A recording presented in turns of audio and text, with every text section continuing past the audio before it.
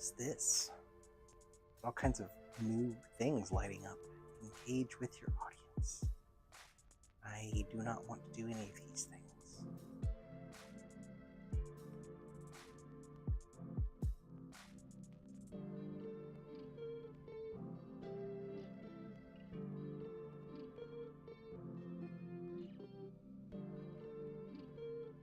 Alright, well, let's do that later.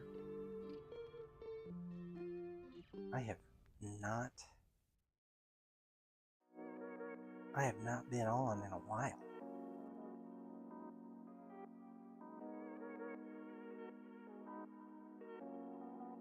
Alright.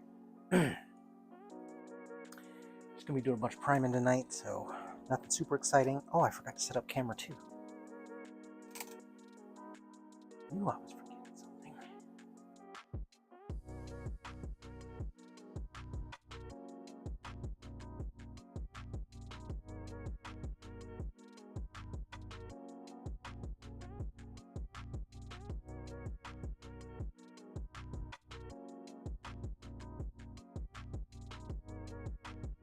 Doesn't matter, nobody's watching it anyway. This is just me, baby. Probably. Most likely. I don't like this angle. Oh, it's a little steep. If I drop it down, it's going to be in the way. Let's see. That's okay. Are we in focus? We are mostly in focus. All right.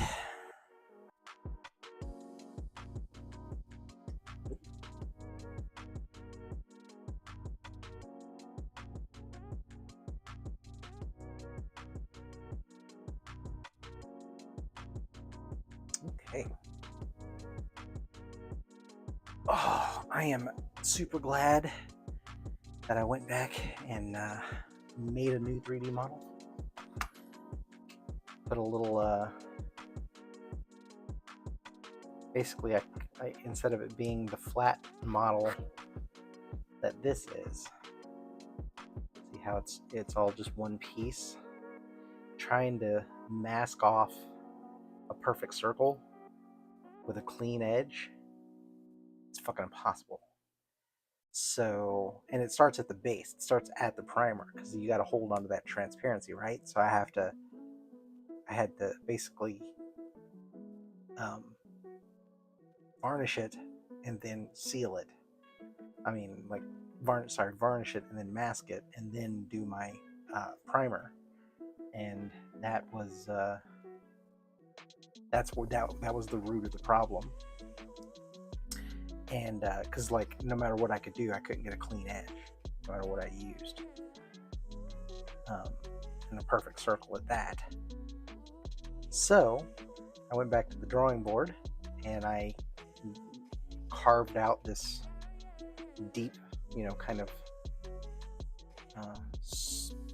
of circular spherical cavity, left it filled in, and then I mounted the LED inside, and now I made a lens. It's over there, you can see I've just made my own lens, and that's going to go in here. So now I can just go ahead and do this whole freaking paint job and not have to worry about it. I am going to mask off some stuff to keep it chrome, like when I get to the chrome level, but for that mask I'm going to use putty, which I can get a clean edge with, and because the candy red is not really a paint layer, it's just an ink layer, it doesn't really have any thickness to it. I mean, microns of thickness, but who's counting? The putty won't have that snowdrift effect where the paint, kind of piles up around the putty. So suffice it to say, I'm much happier. So take some of this little putty right now. Oops. What I need more light.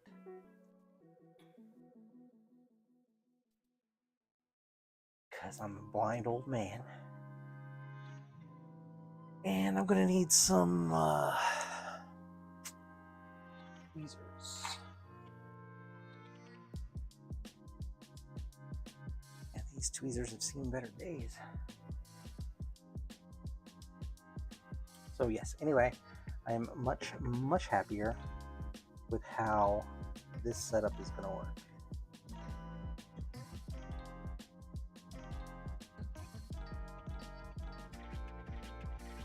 Way too much.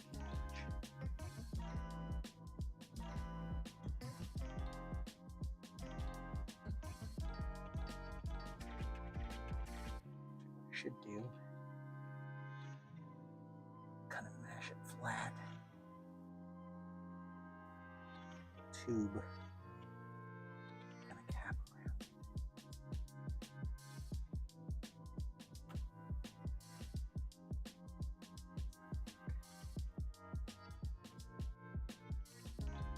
Drape it like a land.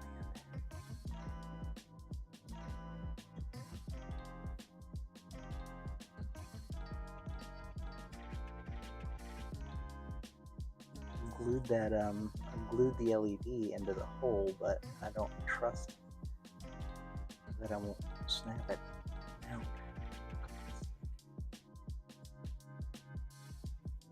I'm gonna be gentle with this.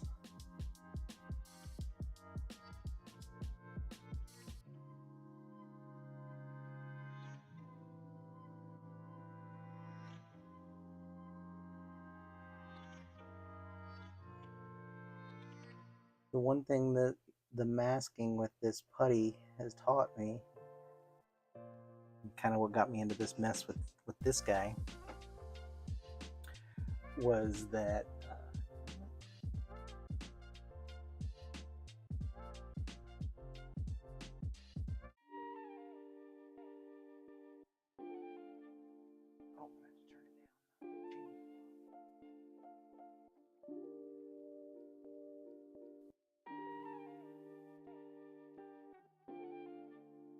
there it goes. That was too loud in my face. So the one thing I was saying, the one thing with the putty is that if you yank it really quick, it's got a lot of force. If you pull it slowly, it will kind of gently peel up. And the costly mistake I made when I was pulling this up on the first torso, I pulled it up way too fast, and that's when I cracked candy paint. And after much trial and much error, I recognized that you cannot at all repair candy paint. Basically, you have to start over, like from the base, because it peels up like car paint. I mean, it's the best way I can describe it. If you ever chip car paint, you know what I'm talking about. It just keeps going and going and going. It peels off in gigantic, crusty hard flakes with hard break, with hard edges. All right, this doesn't have to be on there. Be a little too anal about this. Yeah, it breaks off in these huge flakes, and you can't get to a clean edge. And even if you did, it would look junky. You can't sand it because there's, I don't know, it doesn't sand down to an edge like paint does, or primer even. So yeah, it's like it's crazy. It's a crazy paint to deal with, or a crazy technique paint job that you end up with. And I've learned lessons. That's why it's kind of taken me this long to get back to this project, because A, I just was frustrated with it. B, I just had other life things take over, and I couldn't get to it.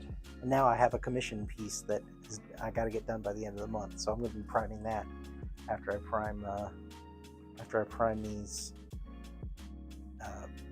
this Iron Man torso. A lot of priming tonight. I've also recognized that I need to kind of just take my time with it more than I have been. I've just been hosing it on. That's just not a good way to do it. I need to do lighter passes. So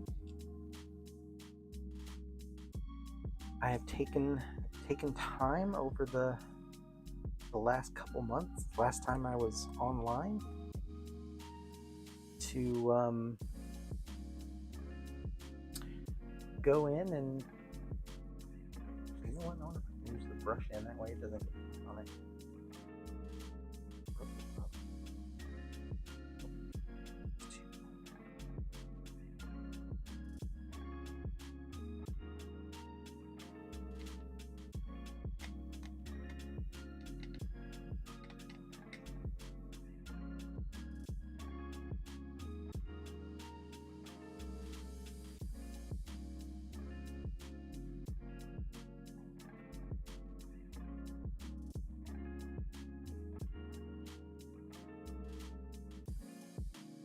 Okay, well that'll just be for the finishing bits anyway.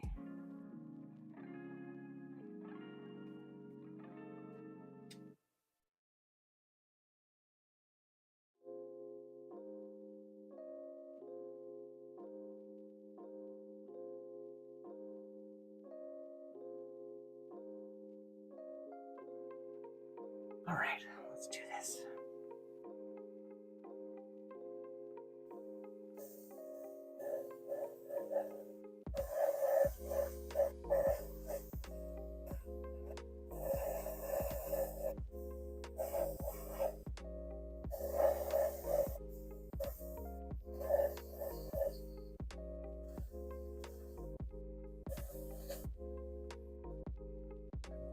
I got so used to just holding this thing so delicately. Now I can just be normal with it.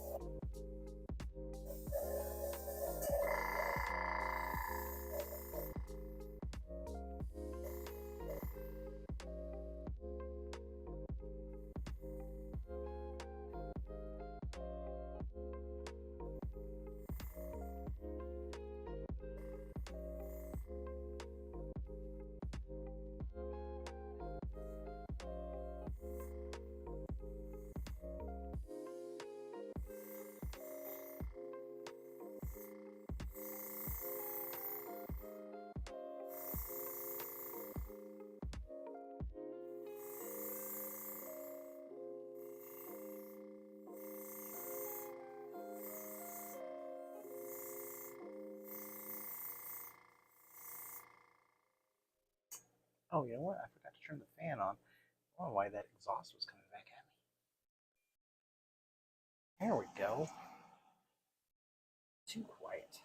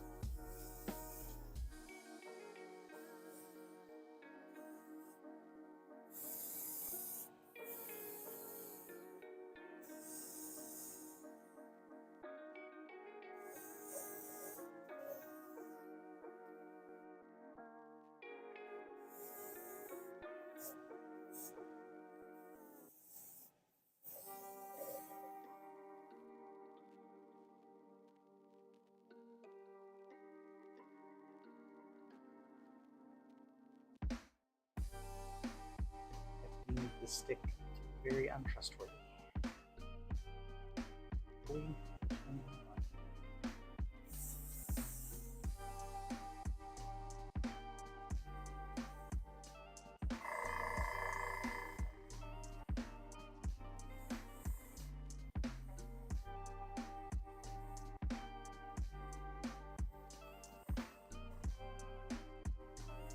Oh, don't like that at all.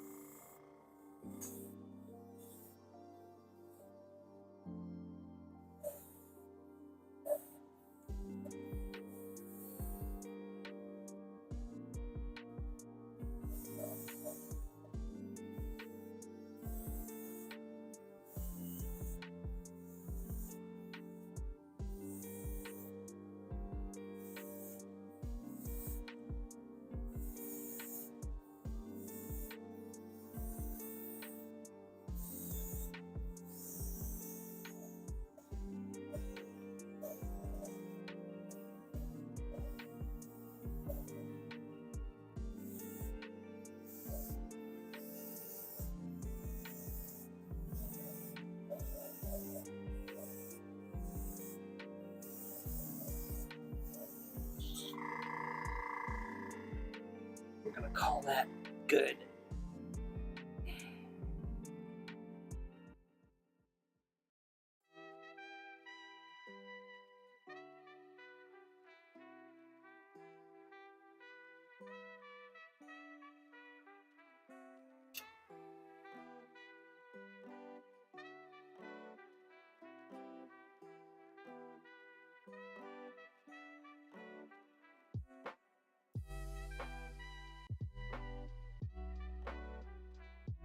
Stick in it for a minute.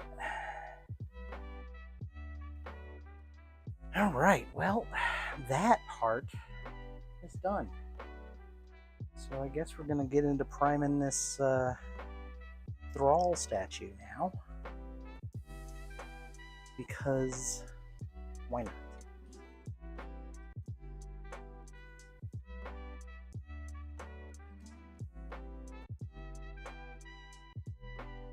This couple moments, we'll take a quick changeover.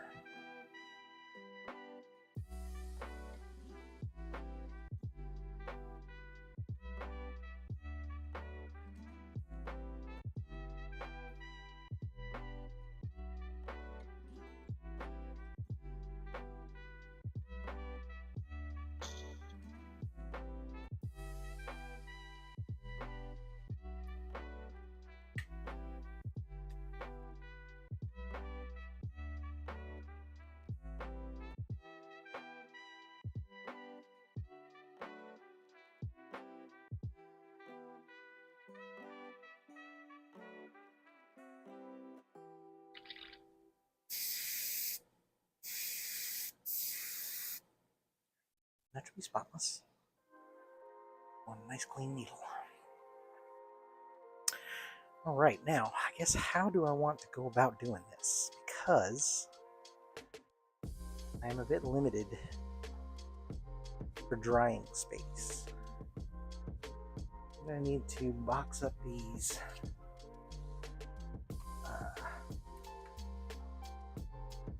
Iron Man parts.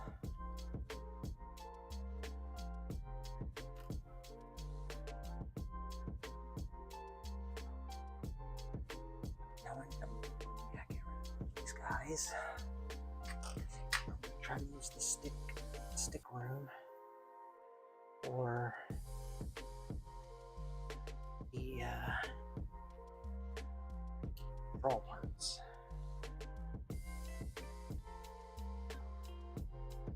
And these things have sat. I can't remember the last time I was on and I worked on these. It's gotta have been a couple months at least. It feels like it's been forever. I mean, I know I took some time off there. A nice little vacation. Caught some fish. Good stuff.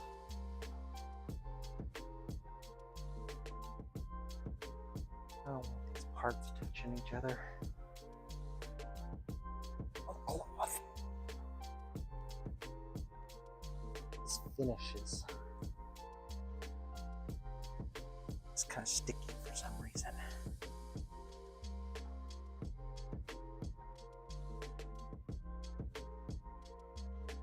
Salty Lou, it has been a minute. Yeah, I was just saying, I've been off for a while.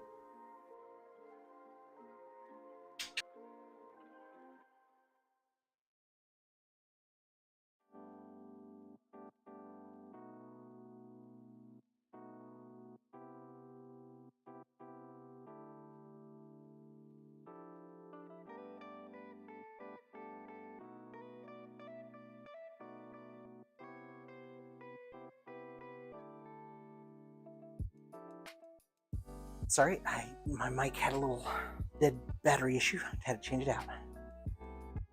What was I saying? Oh yeah, yeah. No, I took a little vacation with the fam. Caught some fish. Oh my god, come here. What's this? Carmex. And yeah, I've just kind of been taking some. I've been taking some time off from the streaming and the making of the videos and what have you. I just needed a little bit of a break. It was starting to feel too much like a job. And I always told myself, as a mental gauge, that if I ever got to the point where I felt like I was not enjoying making the videos, that I would not let that overtake, the actual model making. And that is exactly what was happening. So I had to put a kibosh on that. That's why this Iron Man is taking too long. But also, I was a little bit discouraged when I chipped the candy paint on this, because I was trying to fix, because you can't, the way this is modeled, you can't mask it. And yeah, if you scroll back in my stream here, before I primed it, I broke down kind of what I did to fix it. But Cyclops, oh, Weapon X, nice.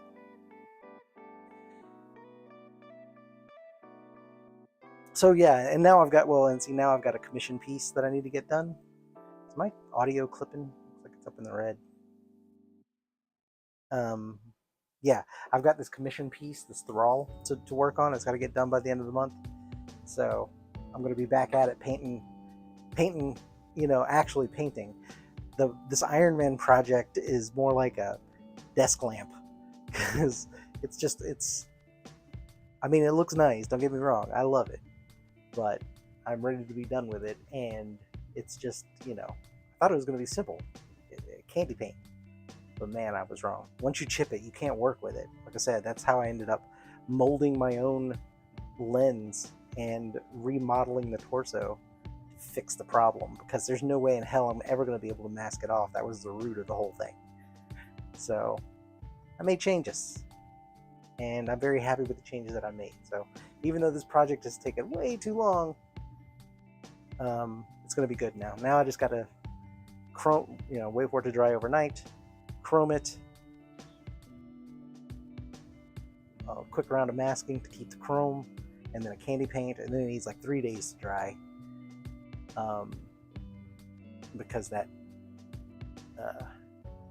X27 does not want to dry fast. And and then I guess I got to use that bullshit rattle can varnish, since I did that on the legs and everything. Got to make it match at this point. Whatever, that's fine. So anyway, yeah, back to it. Let's get some priming done. I hope these parts, I hope I can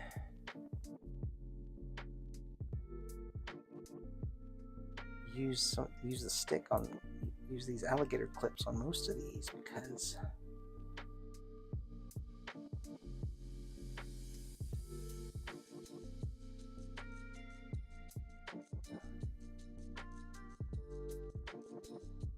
find a spot that's big enough where I can put some weight on it.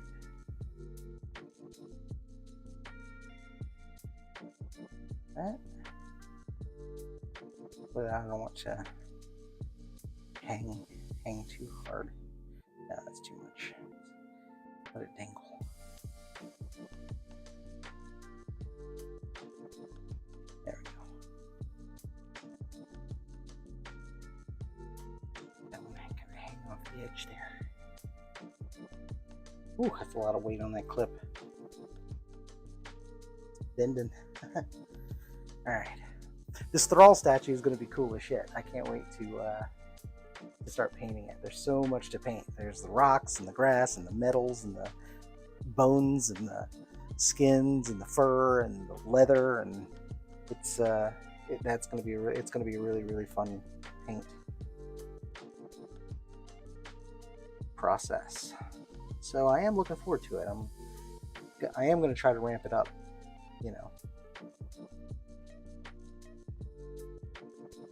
Nice. Yeah. Dr. Doom's cool statue. Which one, which Dr. Doom are you doing? Who was who sculpted it? I did the Wicked one. Wicked actually has done three different Dr. Dooms.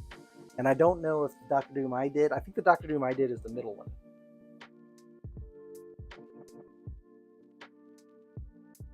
Middle one. The second one that they did. Because the last one they released, he's like on a horse and stuff.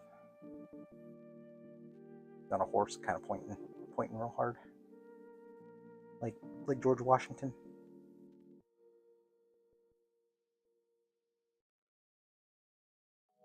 Alright, what's going to be the best way to do this here? Probably like that.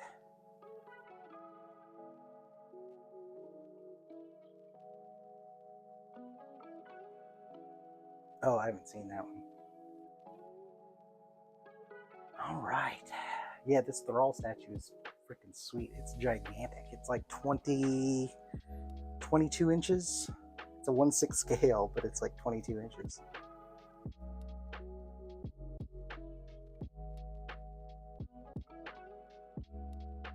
It's just a really nice, it's out of focus, but it's too close to the camera, but yeah, it's just a really nice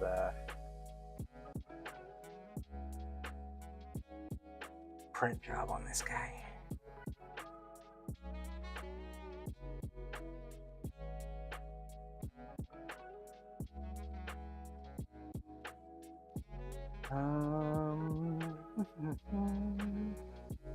I'm probably not going to use any of this footage anyway. This Thrall statue is going to be so big, I'm just going to jump right into it because it's a lot to paint. Like this statue is, well, I mean it's a commission, so it's going to be a lot. But yeah, I'm very excited to do it.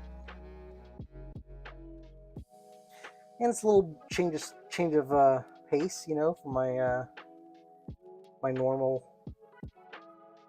Marvel DC roster, you know.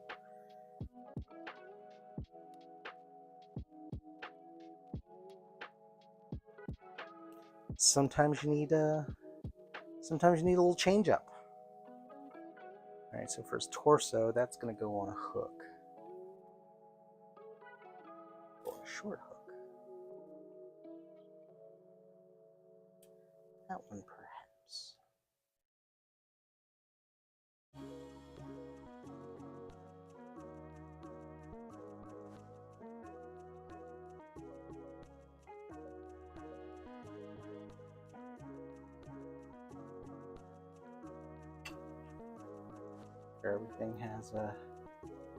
Make sure everything has a home before I get started. There's nothing worse than like being in the middle of something and then you need to set it down to dry and you're not prepared. You got nowhere to put it down. It's happened to me more times than I would care to admit. Alright, I think that's probably about all I'm going to fit on this thing anyway. What's up, Bean? Yes, I did. Now I'm in the unfortunate position of needing to work on 2 statues at the same time. Hence the Iron Man part and the Thrall World of Warcraft stuff. I'm mixing genres right now.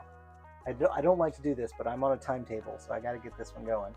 But I had to finish all the prep work, all the magnets and all the stuff on Thrall, so I could get them to the point of, okay, I can prime it now.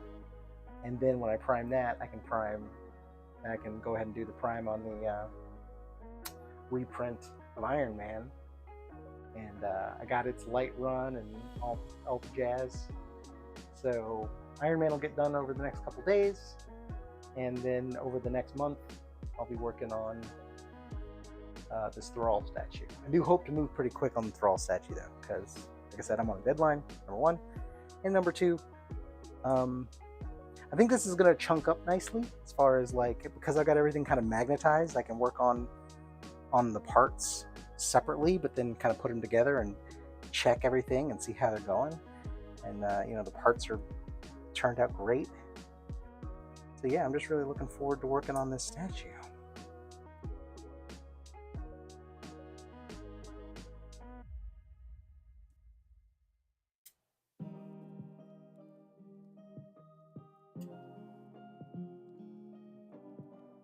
What is that? Can I take that Warcraft Thrall from you?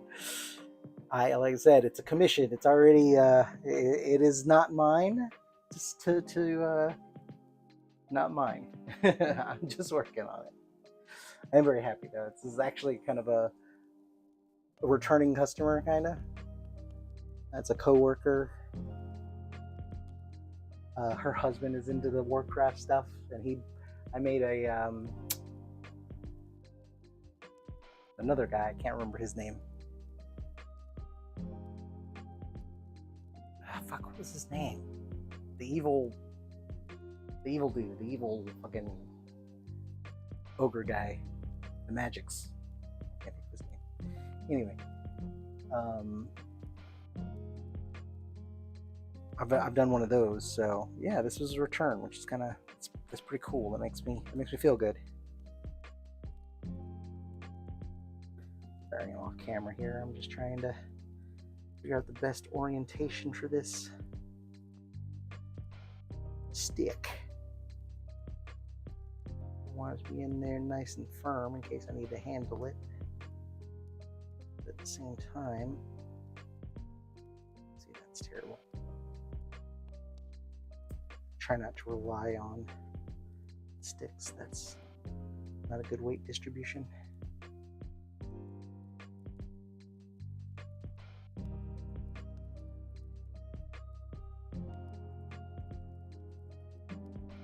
That'll do.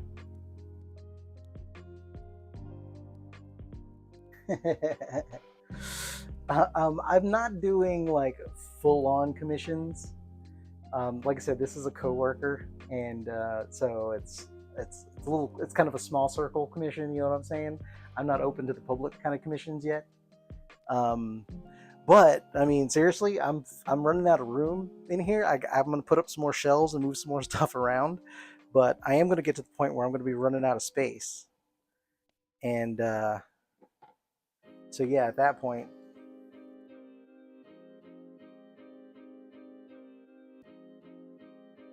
I'm going to be needing to paint stuff and sell stuff, I guess. Like paint it with the purpose of selling it, or with the idea that at the end I'm going to sell it. I think that's probably going to be the better way to go. I don't think I'm going to be taking orders. I think it's just going to be more like, hey, I got this blah blah blah statue. Who wants to buy it?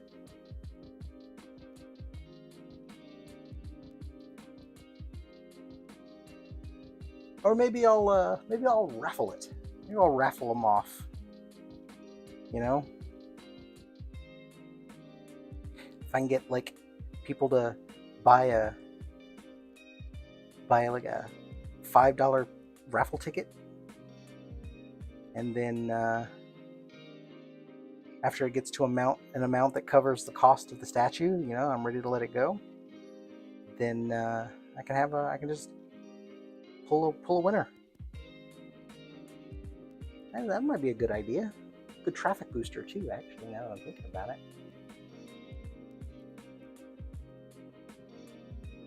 I'm gonna have to look into that. Might be some legal issues, but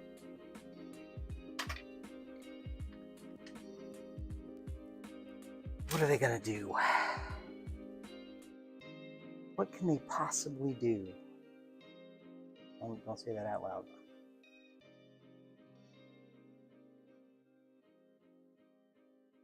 Yeah, I don't know anything about Warcraft. Like I said, this is a commission thing. I can't think of that other dude's name.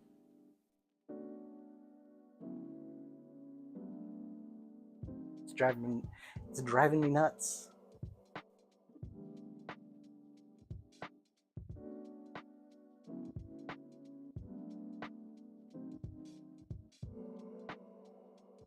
Don't want to drive me crazy. All right, so this is not gonna work.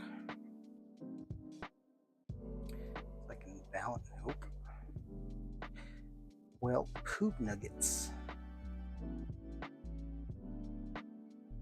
Poo nuggets. Can I widget something in there? All right.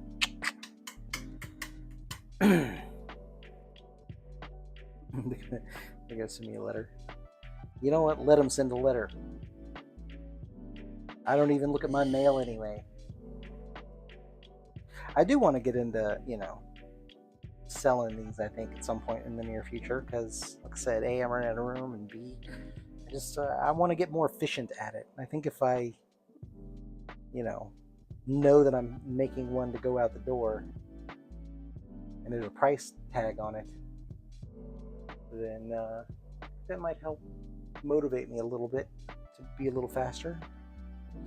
But at the same time, I don't want this to be a job. It's still just a hobby, and still just doing it for fun.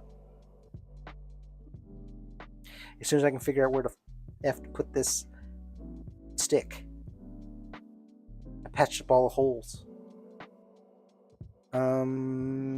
What to do? What to do? What to do? What do we do now? Let's use some putty. Put the putty on the stick, and put the putty on the model, and then the model will be on the stick. Ugh. Goodness. This putty's great, but at the same time, it's not. Sorry, I just realized I was doing all this off camera. But really, I'm just noodling. Trying to figure out little problems as I go. I don't think you're gonna, let me check this real quick. You're gonna see this from once it's mounted. Where's the mount? No, you don't see shit when it's mounted. And I'm gonna stick that on permastick. So there we go. We can do this and not fret.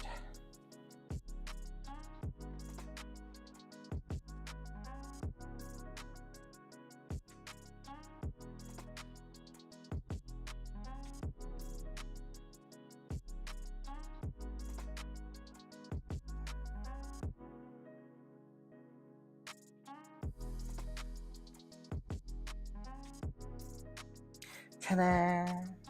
All right, oh no, one more piece,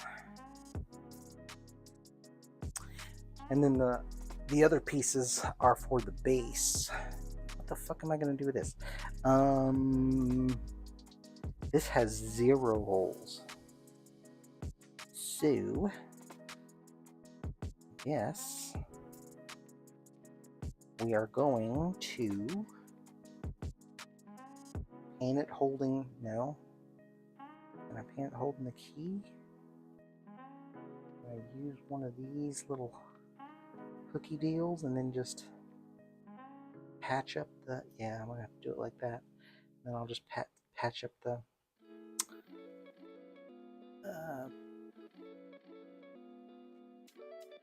what is this? The primer. I'll just patch up the primer after. It's gonna be a bitch when I go to paint it too. Oh, this model, this model is gigantic. Yeah, it's about 21 and some change inches tall, but the base is wide. Like it's, I don't know.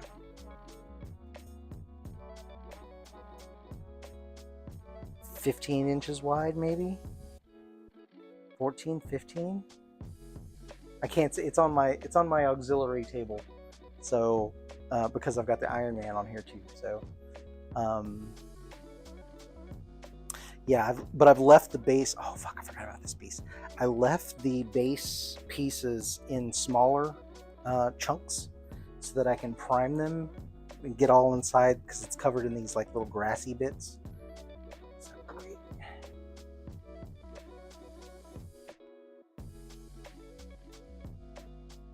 Yeah, so it's covered in all these little grassy bits and on the base, so I'm going to need to be able to get in there real close.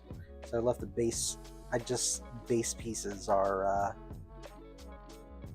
going to be a challenge. I guess I'll just set them back on the auxiliary bench as I finish them. The bottoms can be raw.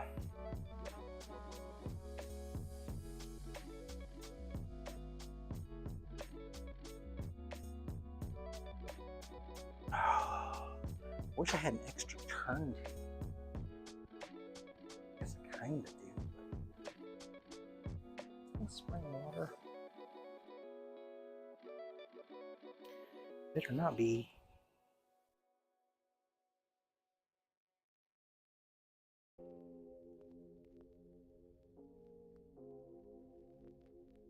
All right.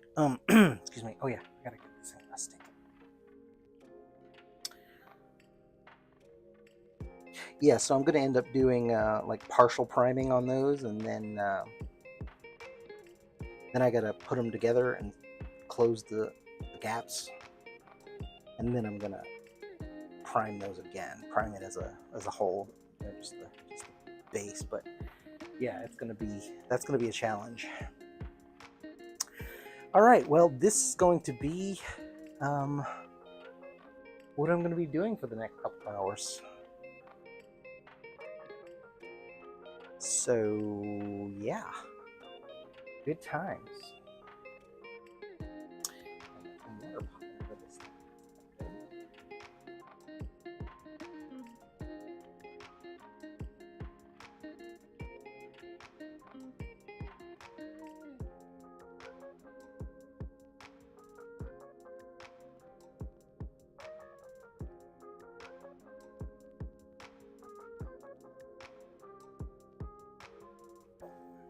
Still trying to figure out the positioning for this sponge in this water curtain spray booth. All right, I'm gonna take a quick break, like 2 minutes, 3 minutes, and I'll be right back.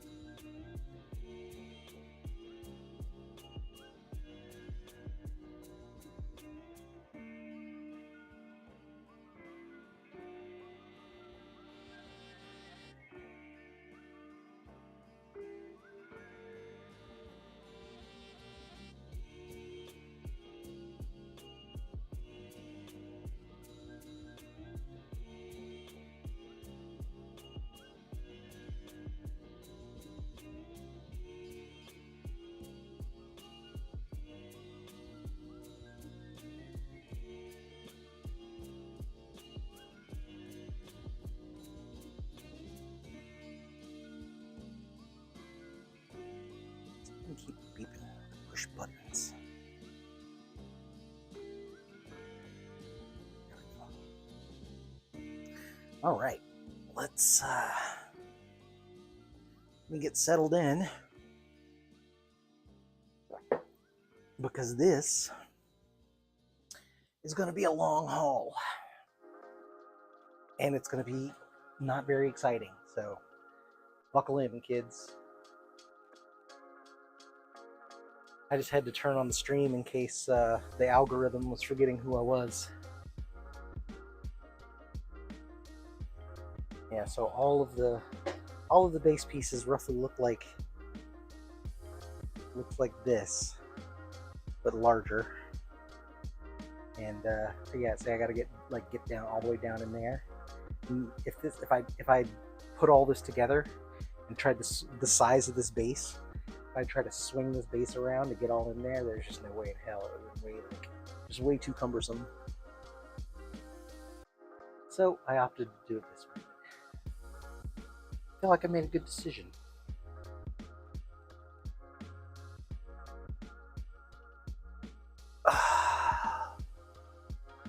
All right, I'm in the saddle. Make sure this airbrush is nice and clean. You know what? Where's my? I'll use that turn. Oh wait, no, the turntable's got those dudes. And I need a riser. Okay, just do it with my hands. I'm not gonna worry too much about priming the bottoms. Got. I'm gonna do a paper bottom piece over the whole thing. A little label. I feel like I should probably do some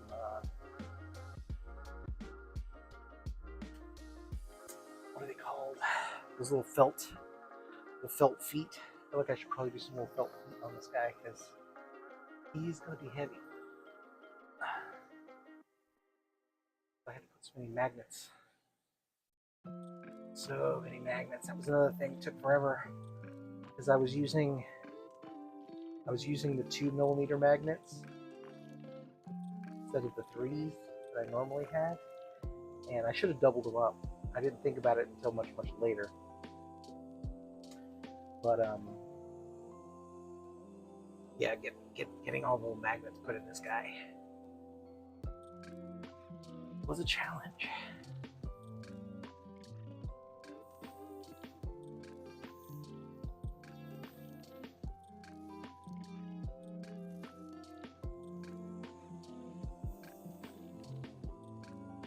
Still probably gonna have to go in here with a brush, get some into these deeper recesses if they're still visible.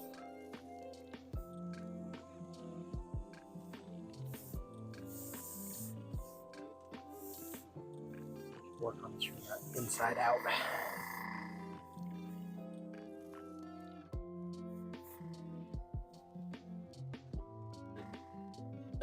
Brush is clogged.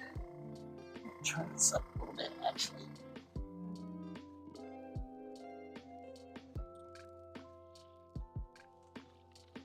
I don't like to thin primer, so it does come out a little thick.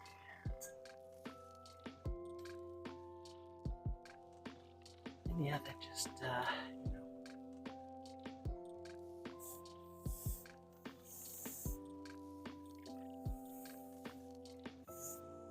one more thing.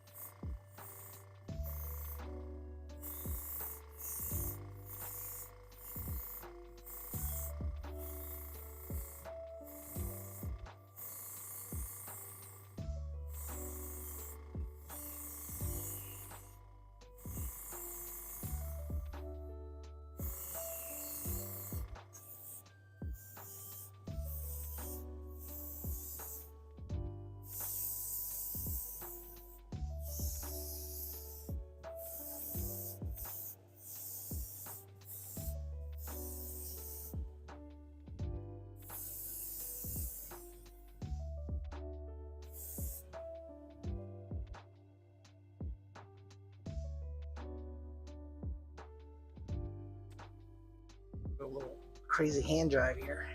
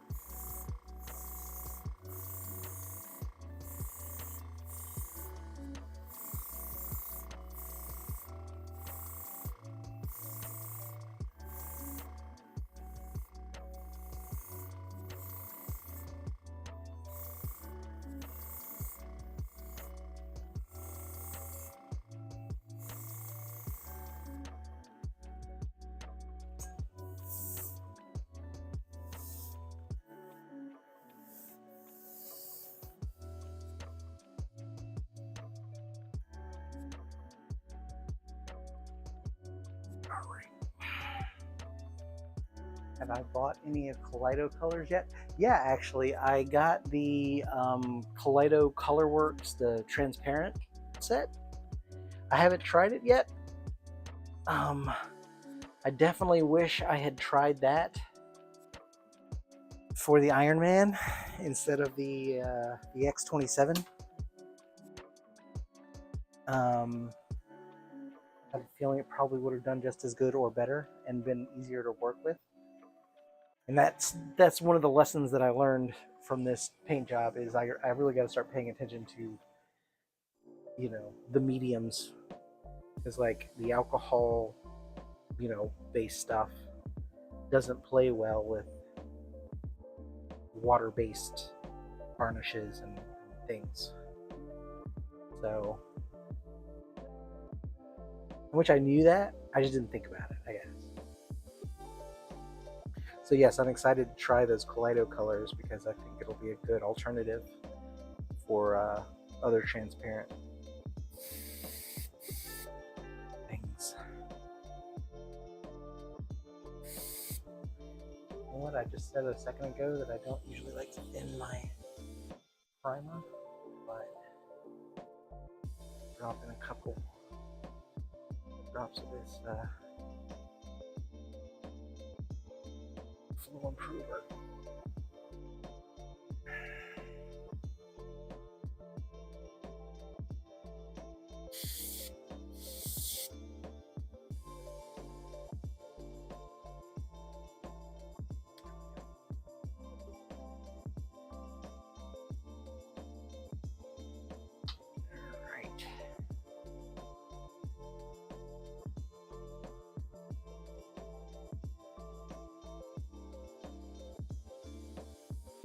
I do like the bottle designs on the Kaleido colors, the actual physical bottles.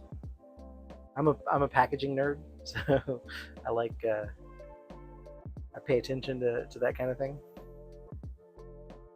Yeah, I like those bottles.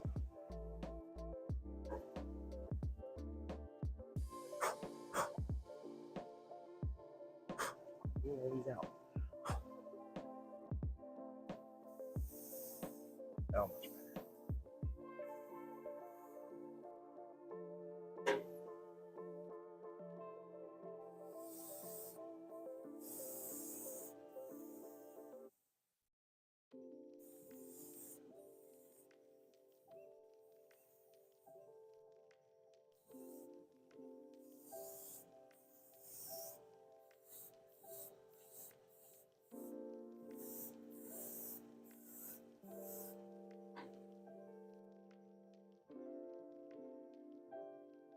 All right, right on.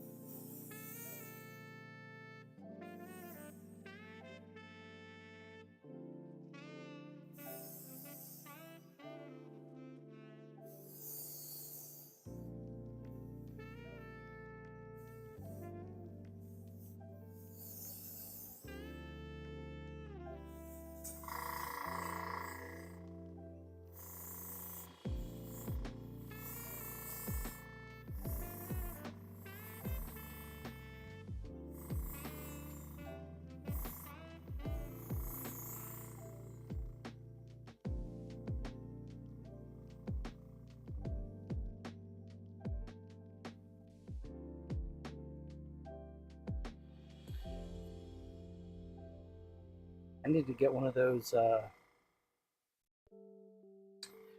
trigger airbrushes with the under trigger, you know, the big gun spray gun.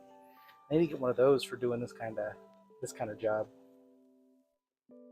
because I mean, it's, you don't need to be delicate with it, but at the same time, I guess you kind of have to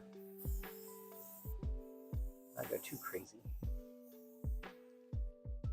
I never over primered a piece, so.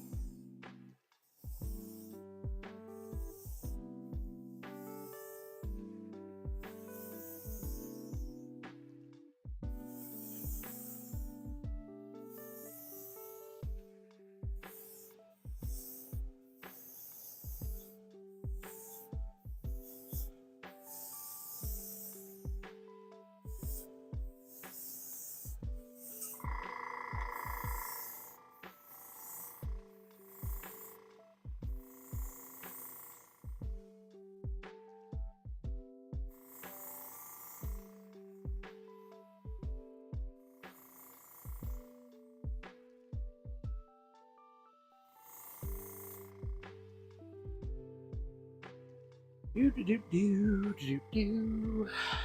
All right, time for these big boys.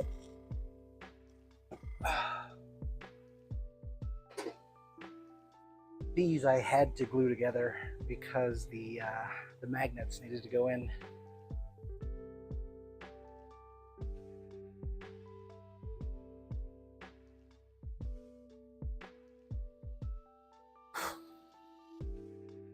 Decide if I should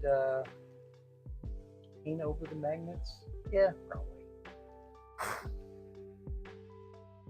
Got some debris, not like the cheese. See what I did there?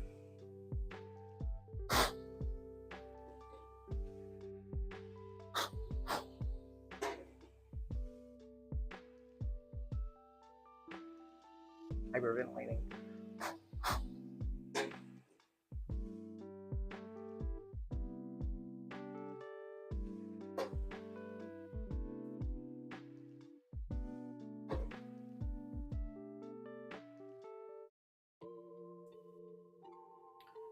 Well, I'm not going to nitpick it right now.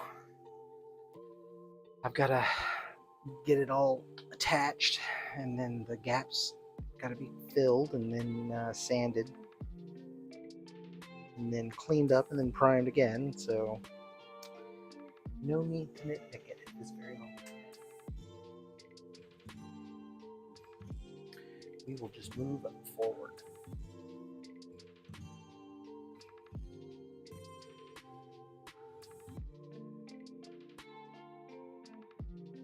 Boy, like handling a bowling ball.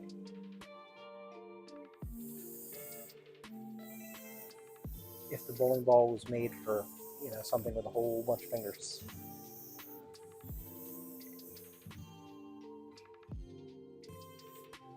Sorry, I don't know if you can see what I'm doing. I'm not even paying attention to where the camera is. There we go.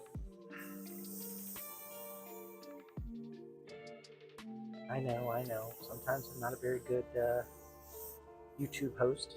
I apologize. This is not my day job.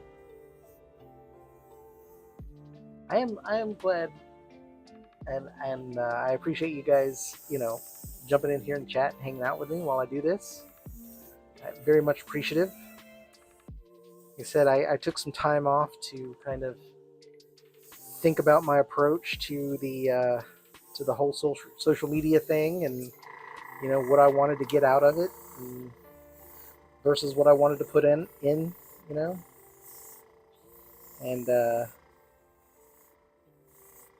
I was toying with the idea of not streaming, just stopping all this and just focusing on, work on the model without the camera. And I did that for a couple weeks. I mean, that's obviously how I got to this point on these guys. I just worked on the pre-production part of it. And yeah, I mean, I came to the conclusion that as long as I keep a good, sort of self-check-in on my hobby versus my streaming, my model making versus the video making, content making, because I don't want to be a content creator. I want to be a model creator. And but I am very appreciative to have you guys, hanging out with me in the chat, because it keeps me going, gives me a little fuel to know that I'm connecting with some folks. And yeah, that's pretty awesome. So thank you. Without being too mushy, I'm done talking now. Just gonna focus on jamming some freaking primer up in these little crevices. Holy crap! There's so many little angles in this thing. I'm definitely gonna have to go in here with a brush to hit all the weirdness. There's no way in hell I'm getting all the depths in there. It is all those little deep pockets. I mean, I can't talk. My brain is like, it's filling in words, but I'm not saying them out loud. I don't know what the hell that's about. I'm just getting old.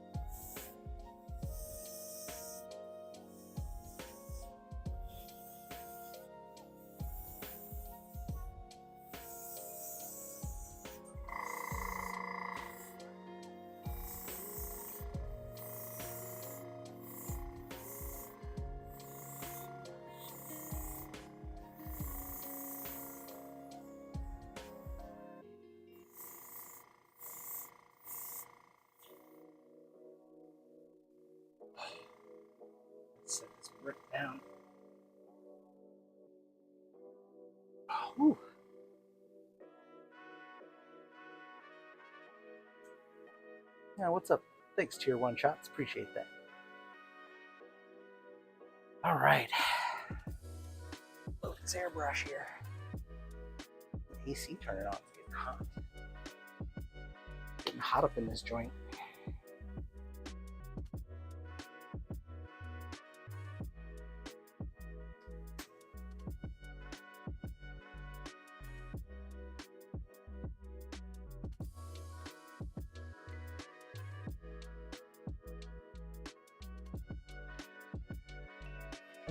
I've also been working in some of my other interests while I was kind of on sabbatical from the YouTubes.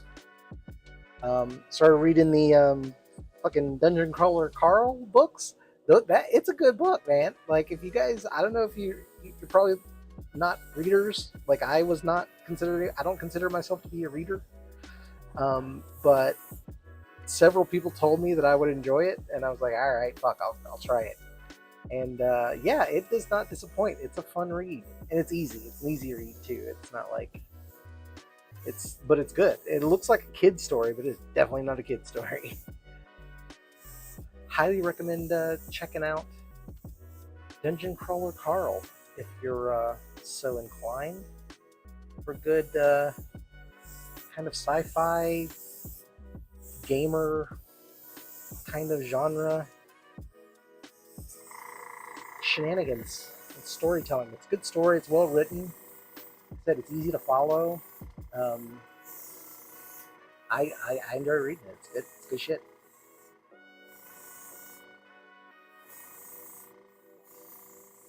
Easy to follow. That makes it sound like I'm mentally challenged. I can read books. It's been a really long time since I've like, you know, kind of had a story that I really actually enjoyed. And like I was invested in it.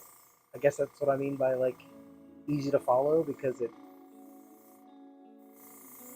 I know what's going on and you know what I mean. Like I'm keeping up with everything and it's good. I feel like some stories, just the way they're written, some books. I'm trying to think of the one I started and I just couldn't get into it because the way it jumped around too much. I hate that.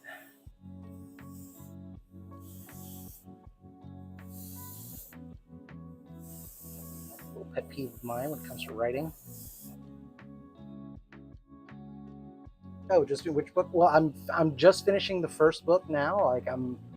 I'll probably finish it tonight, and then the second book just arrived. That's so I'm looking forward to getting into that. I think they're what like eight. They're like 8 books. Um, that's another thing too. I like that it's got some story, like it's got some meat behind it. Something I can kind of sink my teeth into for the next couple months. That and of course I've been playing Crimson Desert a lot as well. Trying to get back into doing some gaming, especially with my kid. Um, and yeah, just took some family time. You know, just took the fam up to the mountains, up to a little fishing cabin. Got some fishing done.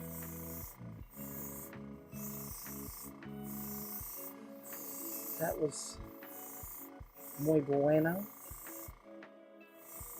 And yeah, it was like I said, it was a nice long sabbatical. I don't think I streamed for like 2 months, something like that. Have I been off that long?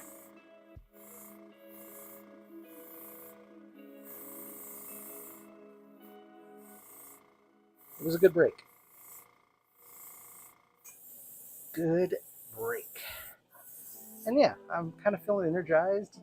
I'm glad to be working on this big model that is all paint and not like crazy technique. You know, there's a couple little metal, bits of metal on here, but nothing like reflective red metallic or anything like an Iron Man.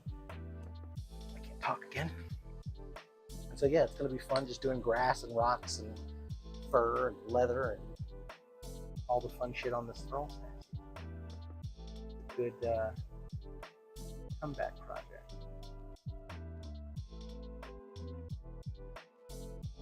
And with the timetable, that is forcing me to not skip nights on the stream, which will also get me back into streaming. So, like I said, kind of works out.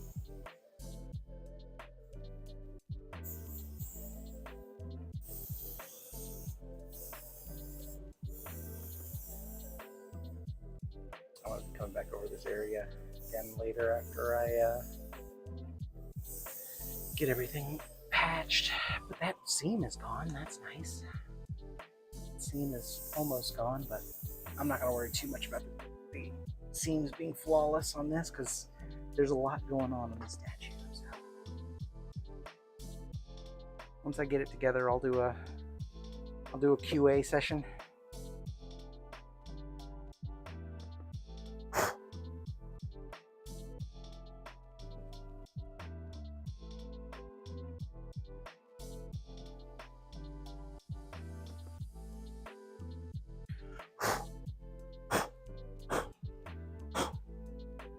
Oh, this one's got some filth.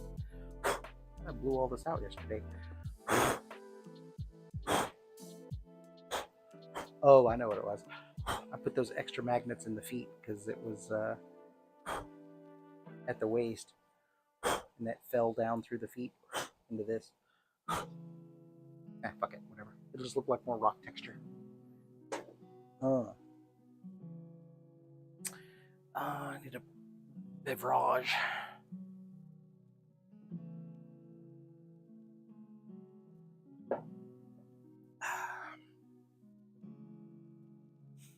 Un momento.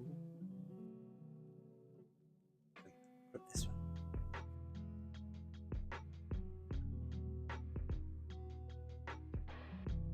Oh, thanks. I appreciate that.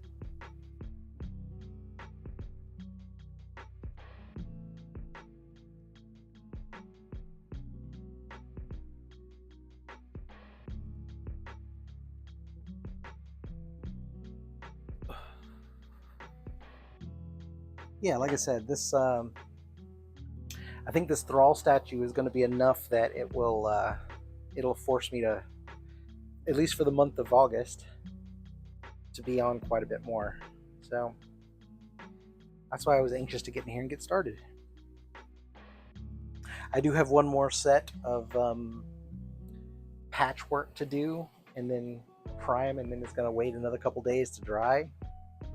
So there is going to be a little bit of a break after I get this priming job done. There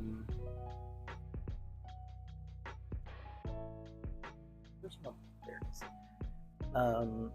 Yeah, it's going to be a little bit of a break after I get this priming job done, just to let everything finish and drying and setting.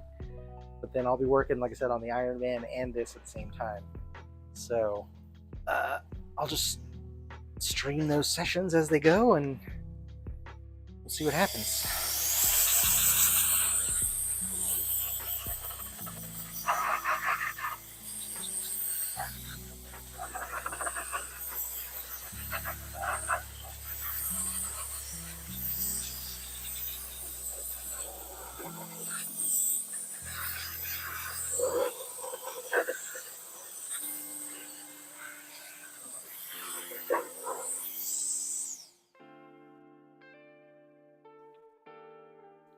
Sorry, what does that say? Is that a harder in Steenbeck? It is. It's a harder in Steenbeck 2024 Evolution. It's the Squidmar edition. It's a little filthy right now. I need to wash it. But I really like the engraving, the little laser etching on it of the Squidmar. It was a birthday present to myself, so I decided to splurge. Thought I'd get something a little fancy. It's a great airbrush. Like it's a little workhorse, man. It'll go. And I will say, for the first like 8 months I used it, I was using the extra small needle. Can't remember what millimeter it is. It comes with 2 sizes, and I started off with the extra fine one, and I did not need it. Like when I was trying to get things primed and stuff, it was speaking of, I need to add a little flow improver. When I was trying to get stuff primed, it was that tiny needle wasn't letting the primer go through. I really was struggling with it for a long time. And then one day it just dawned on me, hey, maybe I should check, see what size I'm using. And then I swapped out the parts and for the bigger ones, and yeah, it's a great airbrush for doing really heavy stuff like this, as well as doing fine, kind of detail work. It's really excellent at both. I like the governor on the back of the airbrush. This little knob right here. It keeps you from like whipping the trigger back, So it's like if you need to work on some really, really fine detail stuff and you need trigger control so that you don't overspray, this little governor back here will save your ass. It has saved me many times. Right now I got it fully open because I'm priming. But yeah, I mean, this is a really, really nice airbrush. I'm glad that I cut my teeth on like an Iwata.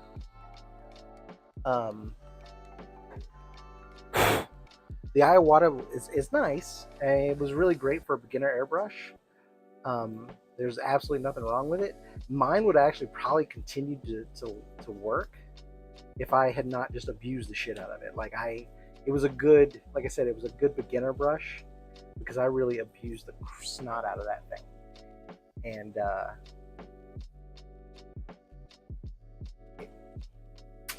that kind of, but it was like once I got the new airbrush, I, had learned enough from my mistakes to know that I was like just going crazy with the control. And I finally got to the point in my airbrushing skill and ability that I knew that if I had more control over the airbrush, that I would do a better job. And that's the point where I was like, okay, I can invest some money in getting a nice airbrush now, because I know that it'll make a difference. And it has. Like the accuracy I can get with this little thing, or with this guy, it's like doing, just tiny little work, You really need to just get in there and do tiny things like this. It's nice. Or, like I said, it's just kind of a workhorse. You just need to let the paint flow, man. It'll come out. And it's got this nice big cup on it too. Comes with 2 different size cups. I think a 3 mil and a 5 mil. And so for big jobs, this big 5 mil cup is nice. I don't have to reload it as much.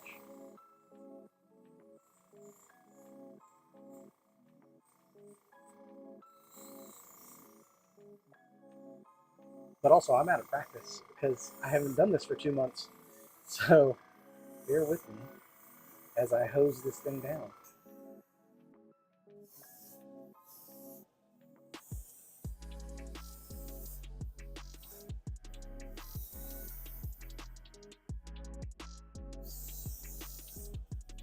All right, I'm just gonna set this thing down. Oof. Thing's a beast. The 0.28, yeah. So I think I've got the 0.13 now. I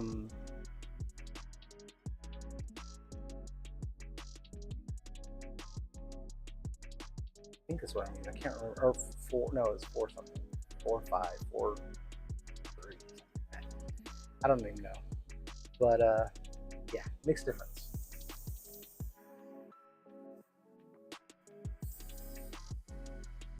I paint like I cook. I kind of just go with my heart.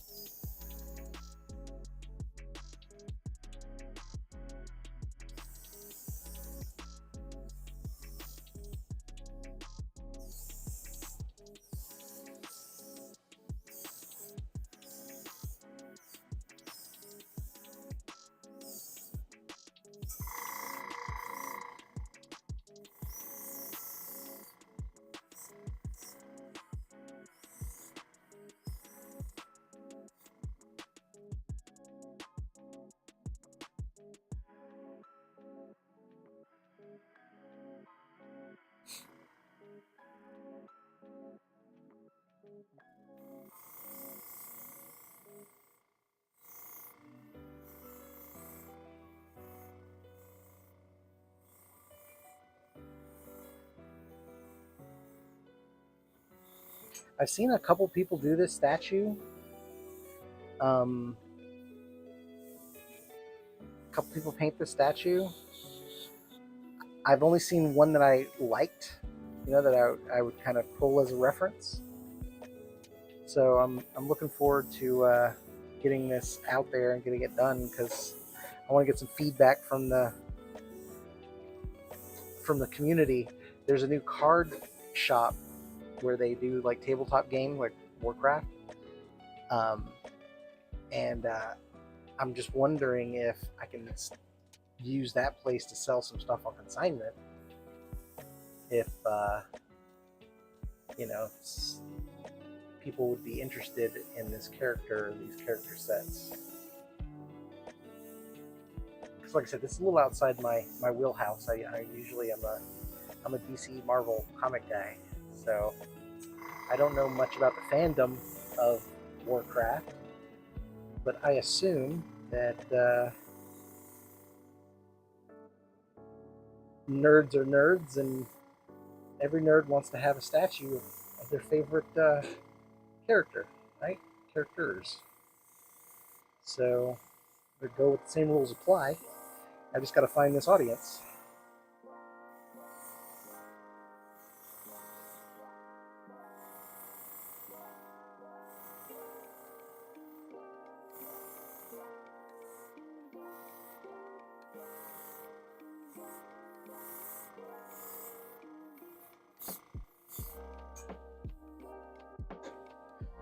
Definitely gonna have to hit this with a brush.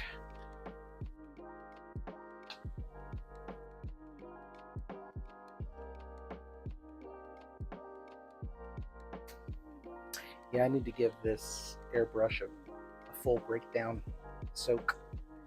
Now that I'm looking at it, it's got some filth, flying filth.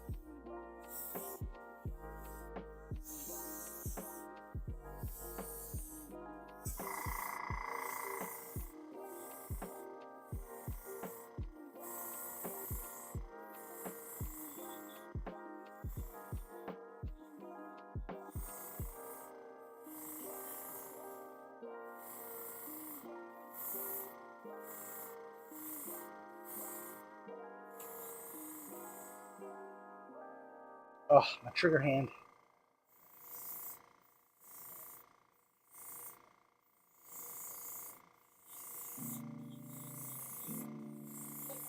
Yeah, I may have to invest in a different airbrush for priming, especially for big pieces like this, because my hand's starting to cramp.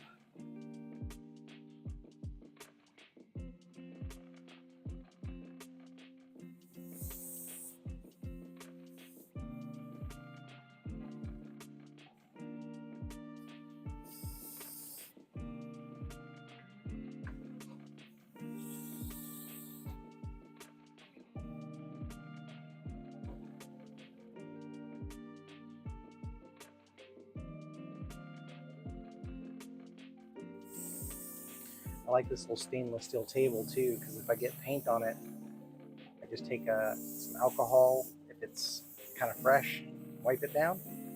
Or if it's been there for a while, I can use acetone, just wipe it off. And the stainless steel comes nice and clean. I do like this airbrush box for that.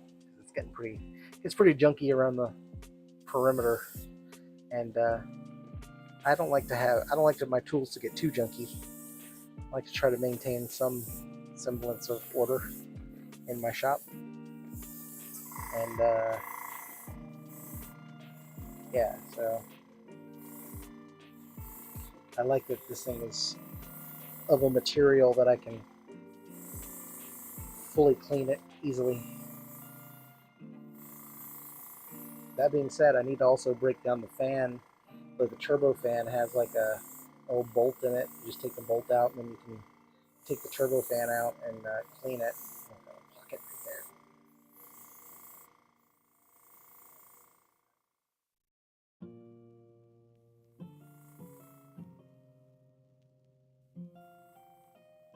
I need to give this thing a full breakdown, especially because I've also run some material through here that is not water soluble, and so I don't want it to build up on the pump or the fan. I need to go in there and give everything a nice cleaning.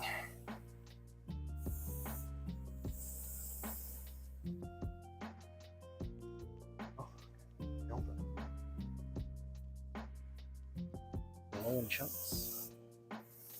Once I get to this is the last big piece. I'll get to some smaller things here in a second. It won't be as strenuous. I'm going back and doing this again anyway. So it doesn't have to be perfect. But this is the opportunity to get these little nooks and crannies, because once I get this fully assembled, it's going on a turntable. The only way I'm going to be able to paint it.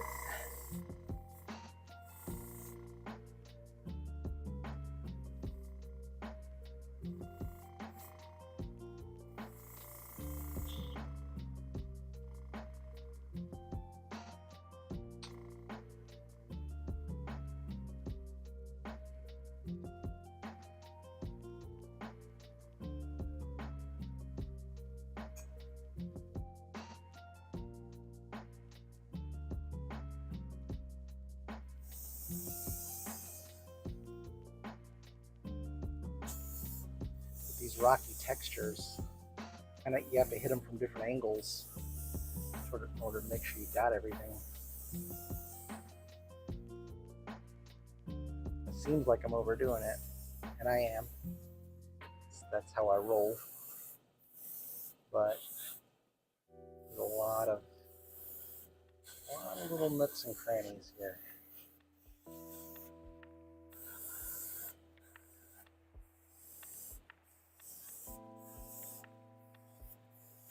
And it makes little eddies where the paint doesn't like to go.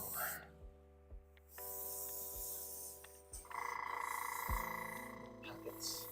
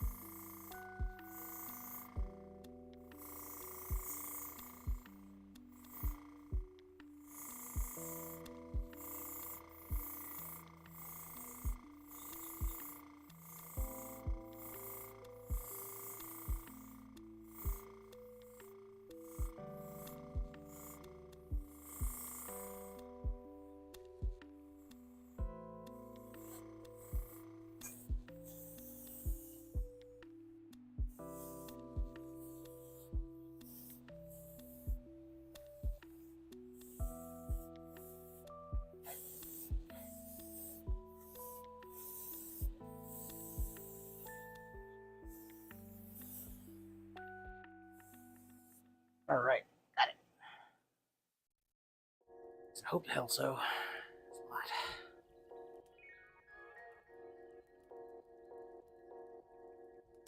Feels good to be making progress. I feel unstuck, which is nice because I've been feeling stuck. Actually, let me give this thing a rinse before I move on to the other pieces, especially the face. Don't want to blow any chunks of dried primer out of the thing.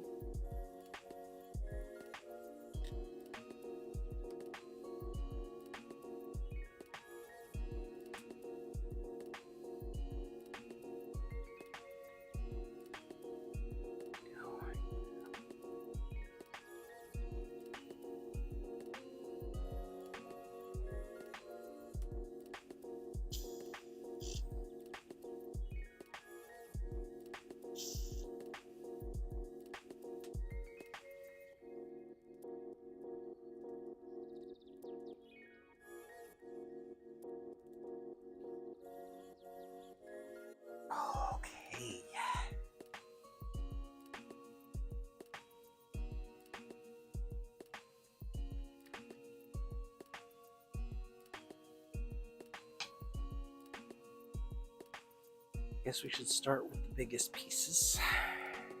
The hardest to deal with.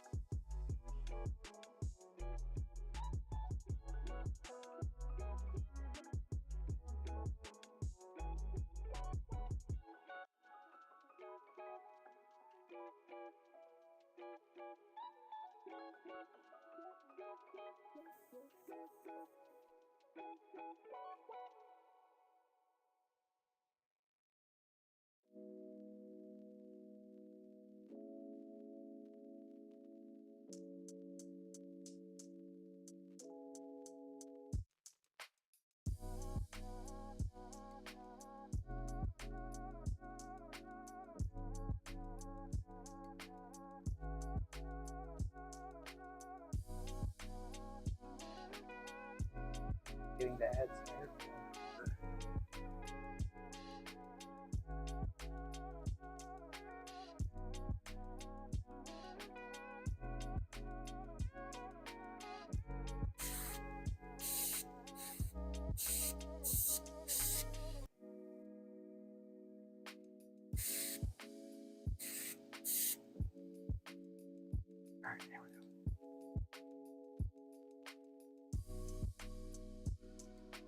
Is that they're all raising a hammer? Yeah,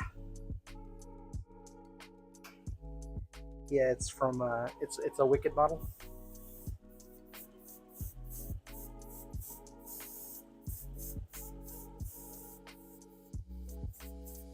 I got a clog.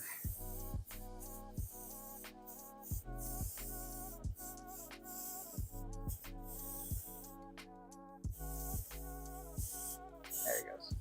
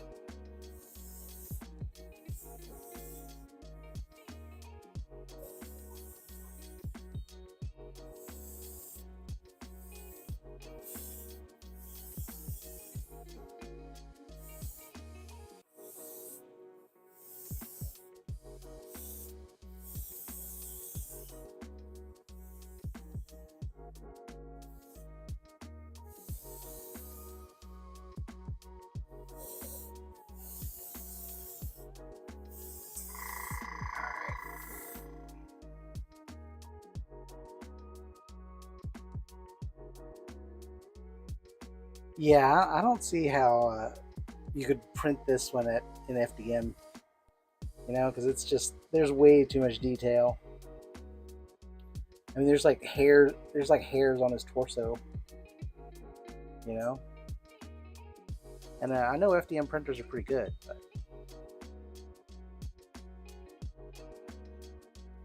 I'm gonna stick with resin.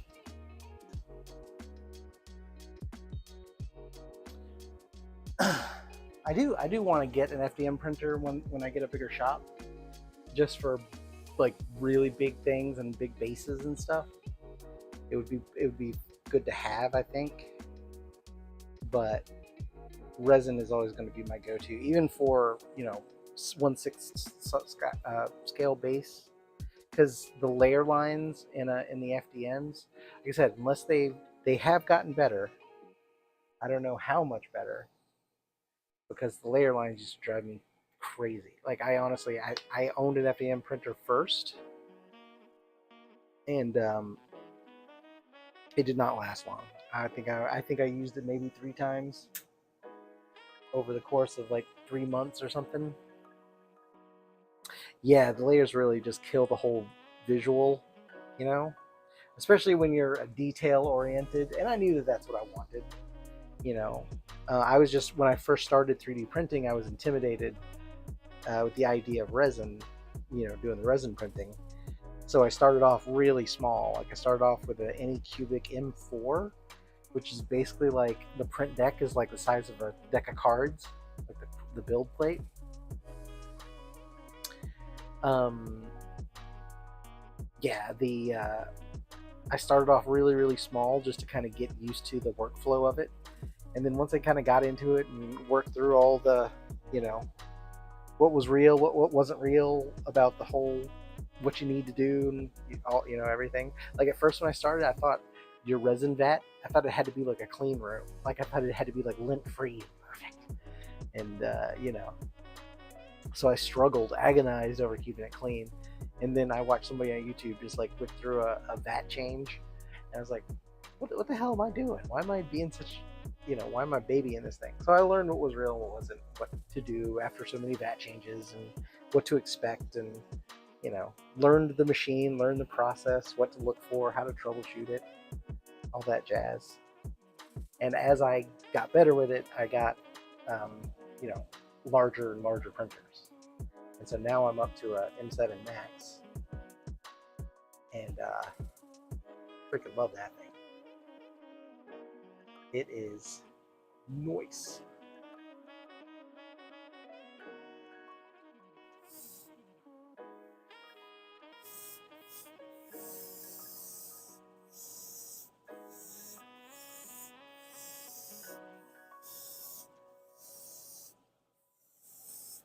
I do need to get a new. I had a M3 Premium.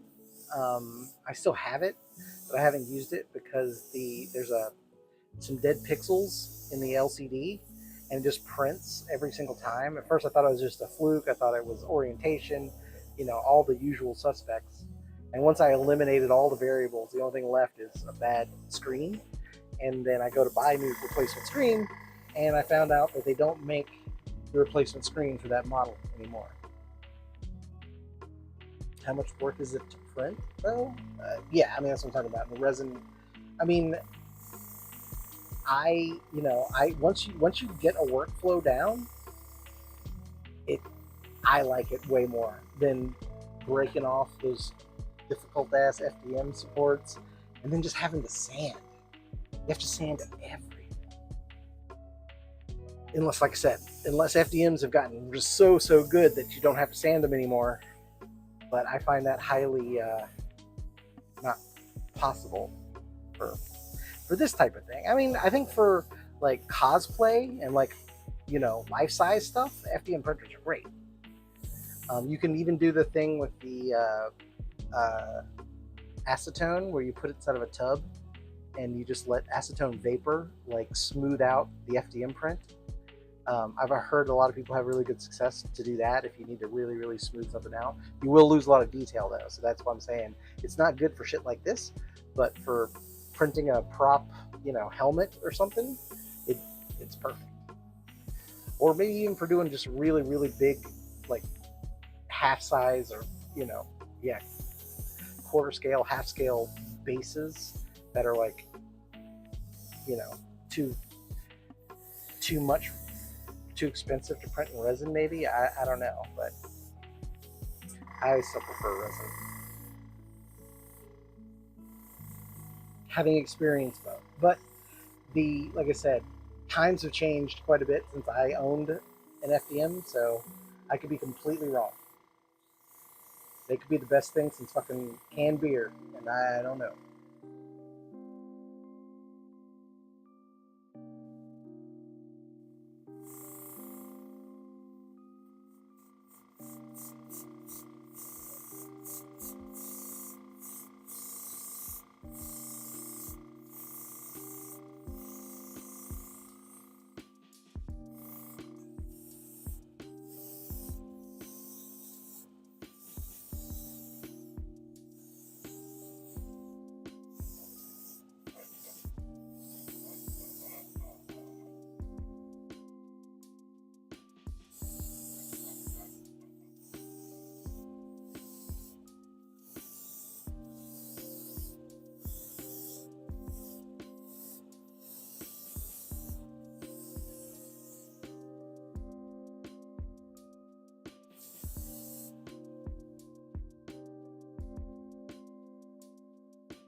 Know where to put my fingers.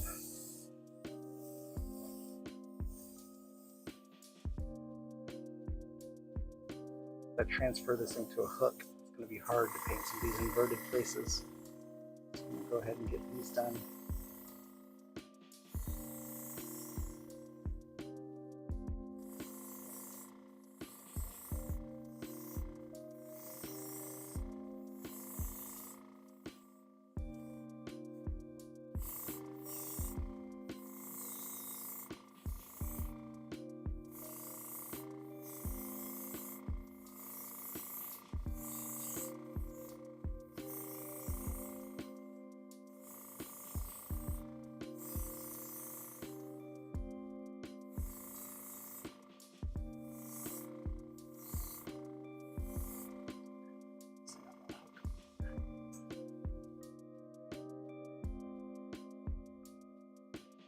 Yeah, it does take up a lot of room, and you got to have the right like ventilation. That's part of it. Is like you got to have all the extra stuff. Resin printing does have a lot of extra stuff with like alcohol and disposal of dirty alcohol, and you got to cure your resin pieces and all that stuff. Like there are some concerns, but once you get a process, you do it enough times and you figure this, you just kind of figure it out. And there's tons of resources online. Hell, just come back in here and ask me. I'll tell you. I'll answer any questions you got. Maybe I can figure out how to do a remote session from my phone so I can stream from my phone, and then I can take you guys around the shop and show you my setup and kind of how I do things. Or maybe I'll make a YouTube video. I don't know. Whatever you need, just let me know. Because I want more people to get into this hobby, because it's awesome and I love it. That's why I'm also a proponent of, I mean, I know a lot of artists, they got to make a living. I understand that. But I also think that the information should be freely available. That's the beauty of the internet. Was that, that idea. Oh God, I can't get the underneath part. I think I got most of it. I may have to do a touch up on this later. I will definitely have to do a touch up on this later, but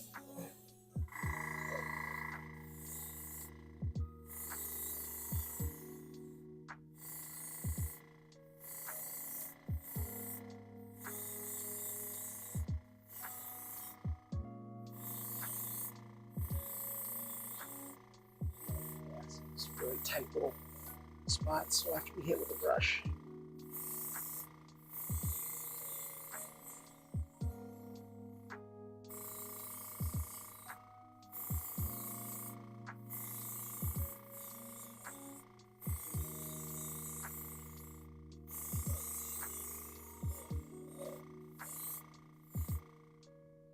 Oops. You'll be a big content creator by then. Like I said, I'm not trying to be a big content creator. It's more of like a means to an end, I guess.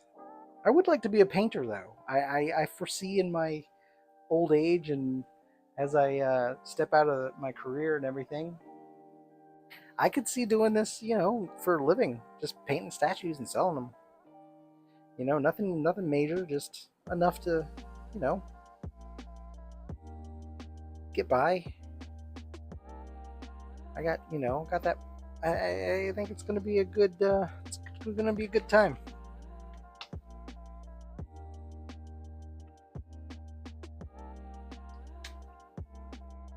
And yeah, like I said, the YouTube videos and Instagram, all that stuff, it's fun and all, but whenever I start to feel like it's taken over, I will definitely take a step back. Like the hiatus I took the last couple weeks, last couple months. I can't believe it took so long.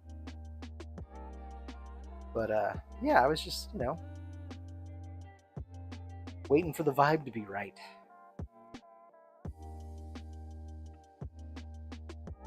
All right, let's get this weird ass flag thing done.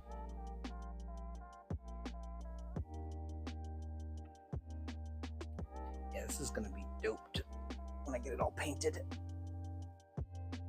It's gonna look so cool. So I think I'm gonna start with the underneath and work my way up. Then I'll hang it.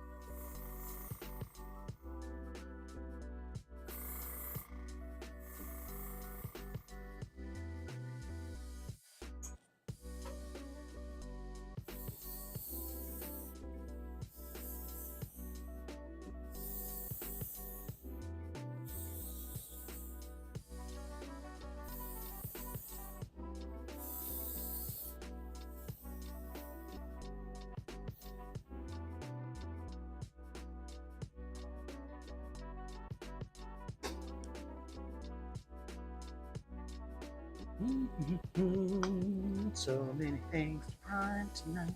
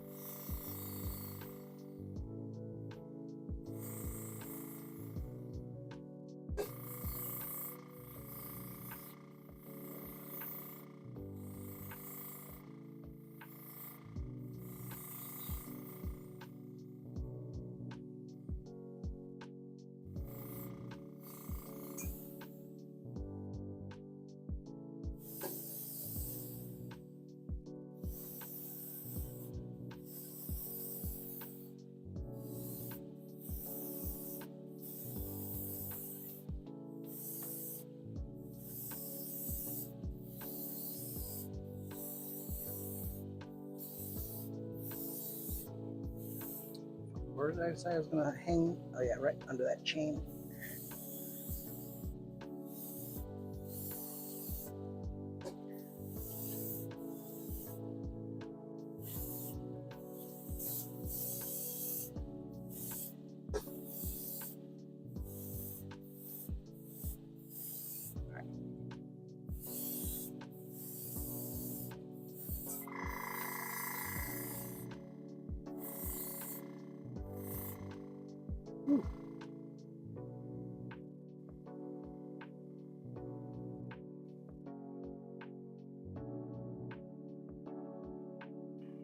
I'll just patch it up.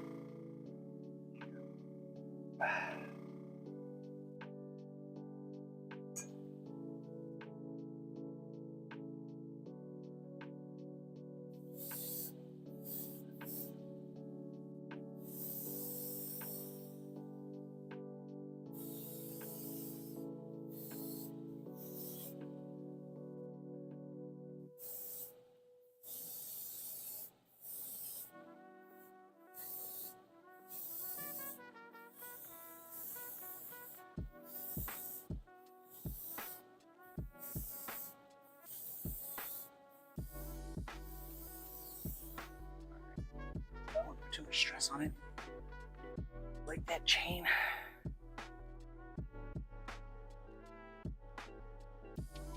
I do not, my OCD does not like having two projects going on at once. It hurts my brain to see an arc reactor and a big wooden shield right next to each other. I can't tell you how much. Alright, let me clean that brush real quick. 1 second.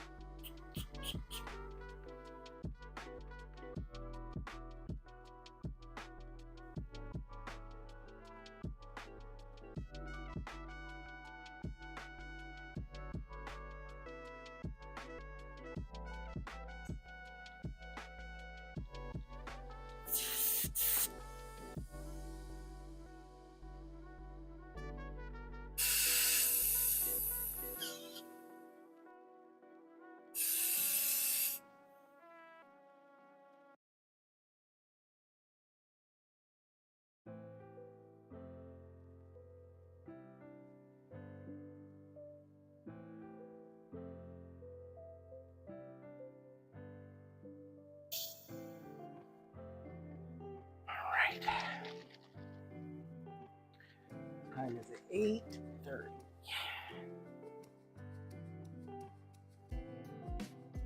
How long have you been airbrushing?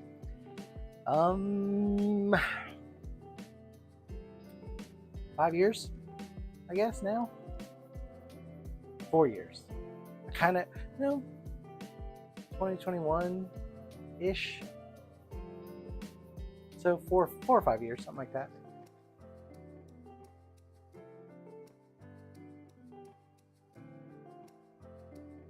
And I'm still not great.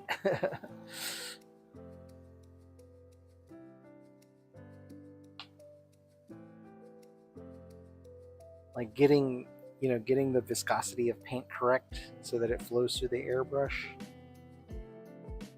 can be a challenge. And I've learned that it's not like a fixed thing, like a fixed ratio, that it varies based on pigment and brand.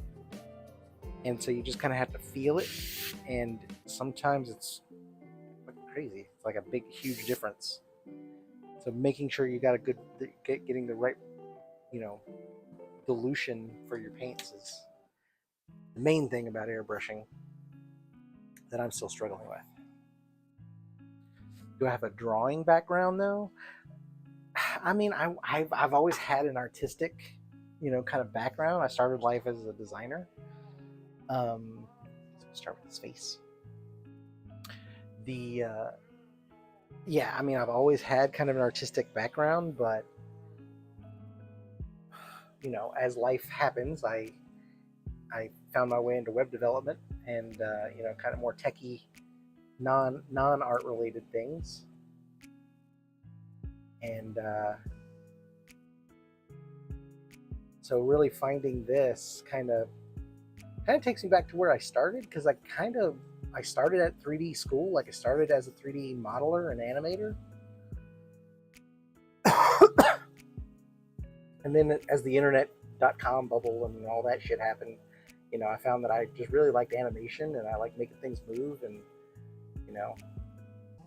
that's kind of how I got into web development and on the artistic side of things, how I kind of transitioned away from 3D stuff. And then fucking 30 years goes by and here I am. But this hobby kind of sprung up, I started noticing it around the pandemic time, and started looking into it, and the prices were affordable. Like printers were reasonably priced. It was something I could see having and owning, and I kind of got into it, and like I said, I got hooked. And it's just everything that I've always found interesting in life, and as I've grown, and from the time that I was a wee lad, until I'm now being an old man, like all the cool science and 3D aspect of it, and the chemistry behind it, like the physics behind it, like it all just really, really resonates well with me. And I said it many times, if I can continue to do this well into my old age, for as long as my hands and eyes will allow me to do it, I will do this, because I finally have I bounced around with a lot of hobbies as a young man. Nothing really stuck, nothing really has hung out with me and like made me want to go back and do it and not get bored after months, or so I've been doing this consistently for, like I said, almost 4 or 5 years now, 5 or 6 years now, something like that. It's hard to tell when I started, but I didn't designate a starting period, but you know what I'm saying. Anyway, yeah, it's like it's been great. I am kind of why I want to do a YouTube channel to begin with, was to just hang out with other people who were painting statues, and painting stuff, and just want to hang out and chit chat about things.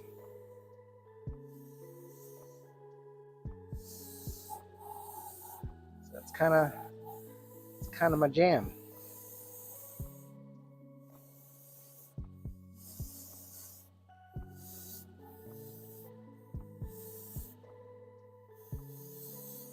I'd love to, someday in the future, I'd love to be able to open up a third space where people can, like a physical retail space where people can come and use an airbrush and hang out and paint, for, whatever material cost they bring. I mean, obviously I'm not buying people's paints, but, bring your own paint and come hang out, kind of deal. There's not enough third spaces, I think, for people, especially for like young folks, old folks, everybody. Everybody likes painting. Come by and paint something. That's the kind of scenario I'm hoping to have set up.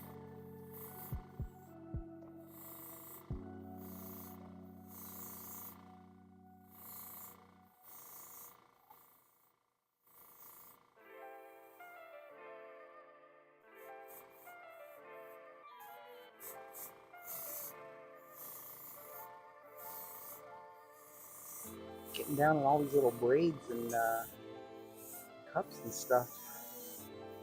A lot of little angles here. Like way overshooting this thing, but like I'm missing it.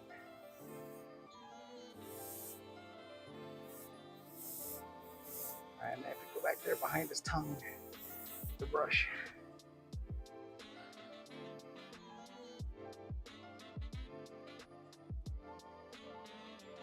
Maker paste for scale modeling. Yeah, something like that. I think that would be dope, right?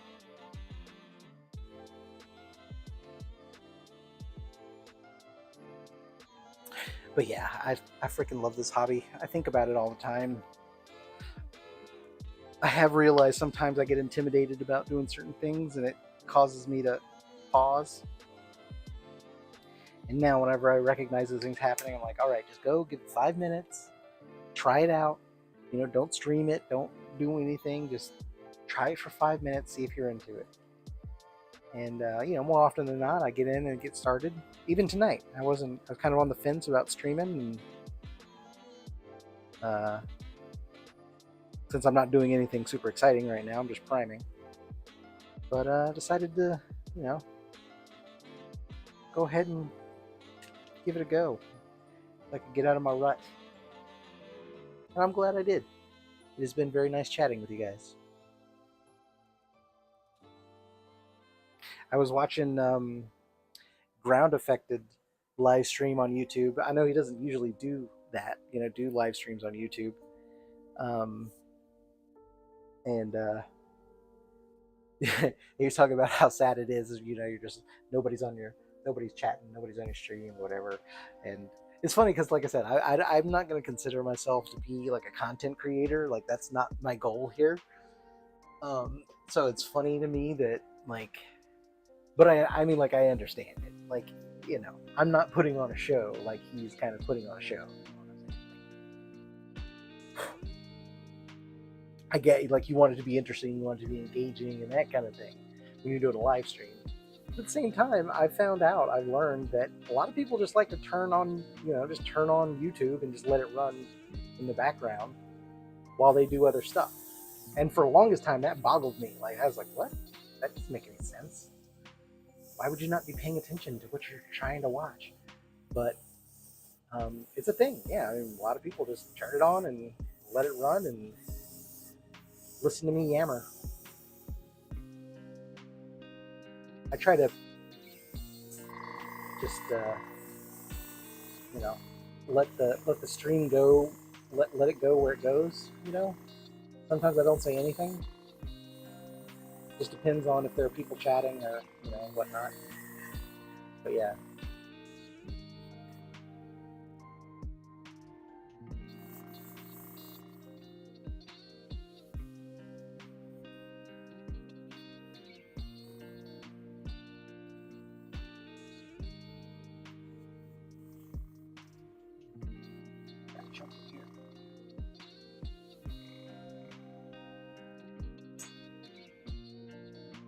problem with I use the primer at high pressure, so it kind of dries out sometimes.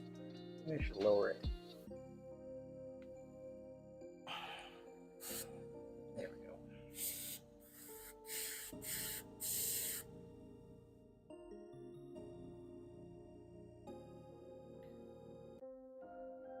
Oh man, right on, Just Bean. That's cool. That makes me feel good. Because yeah, like I said, I want more people to know about this hobby, and for me, it's just a good way to spend time. You know what I mean? Like I started feeling really shitty about myself just watching TV or watching movies. I love watching movies, and I still do that. But it just got to the point where it was just like I was doing it every single night, and just sitting and just sitting on the couch, and it's like I had to do something. And so yeah, this hobby just like I said, just really resonates with me, and I hope other people can find the same interest in it because it's a good way to spend time. It's a good way to spend your credits, your life credits. You know what I mean? It's a good way to gain XP.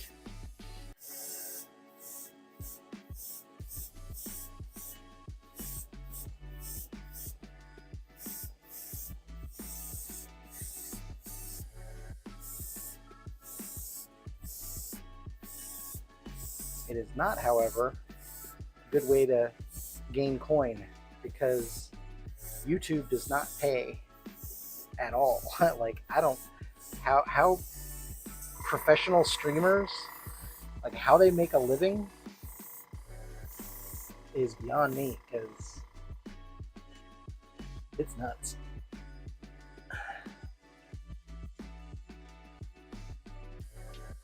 Like I made maybe $300 like in the entirety of my YouTube streaming. But like I said, I'm not doing this for the purpose of making money or getting subscribers or whatever. That's not the goal. It's more like a video. It's more like a video archive.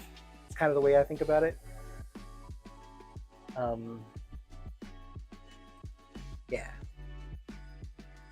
And I, you know what? And honestly, part of me does enjoy making the videos. I mean, it's part of just like what I do for a living. I work in advertising, and well, at least I used to.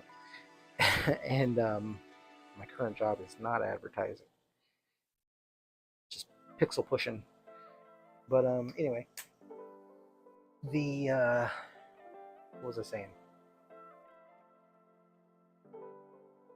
Totally lost my train of thought. Oh well, whatever. Yeah, I guess the point is that I do want to. Oh, I was talking about the videos. That's what I was talking about. Because I do enjoy working on the videos, making them, but keeping in mind that like mental health wise, it adds quite a bit of extra labor to the hobby. And I like I said, I promised myself that if I ever got to the point where I felt burn out and that I wasn't not enjoying the movie making process, then I will stop. And once I exercised that control, I pulled on that brake lever a few weeks ago. Now I know that I'm in full control of this, and I can get back into it now. So yeah, I mean, I'm not cranking out videos on a regular basis, obviously, but I'll do it when I feel like it, and just kind of let it ride. That's kind of my jam, just letting it ride. I wish this shoulder pad had a little bit more surface contact with the model. The magnets are a little bit weak in this piece.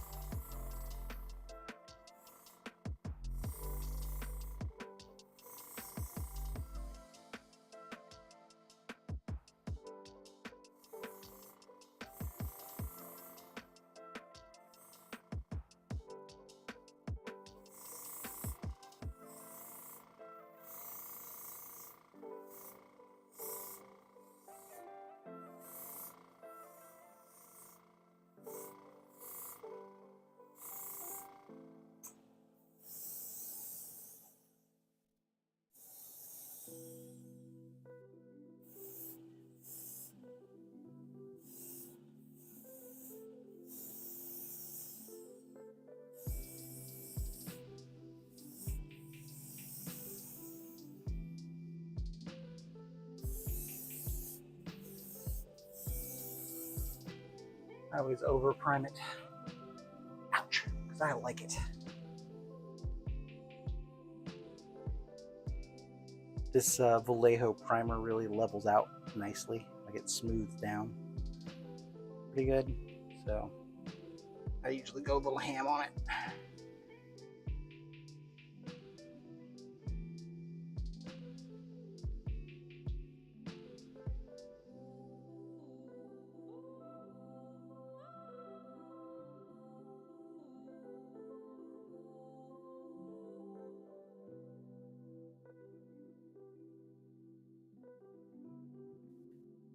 You know, but if the algorithm gods decide to bless me with thousands more subscribers and you know, a nice little paycheck every quarter, I'll take it.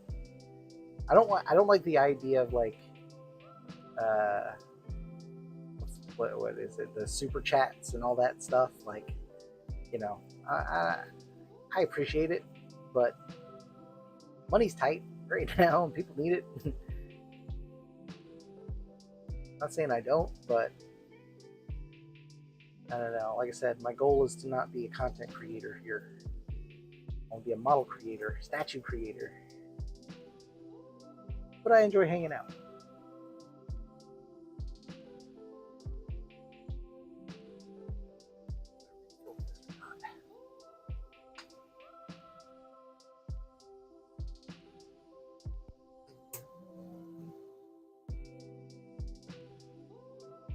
Flow improver for fun. Stand up.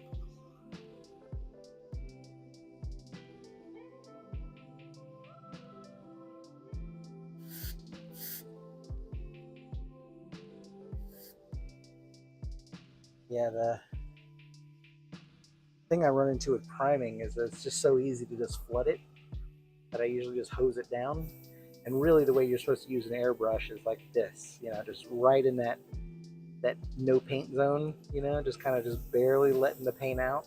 That prevents the tip from drying, and it prevents, you know, little chunks of paint and, you know, stuff flying out of the end of your airbrush. Gives you more control, you know, when you're just barely letting that paint out. This is the optimal pressure and volume to release. But man, is it easy to just pull back on that trigger and just blast it.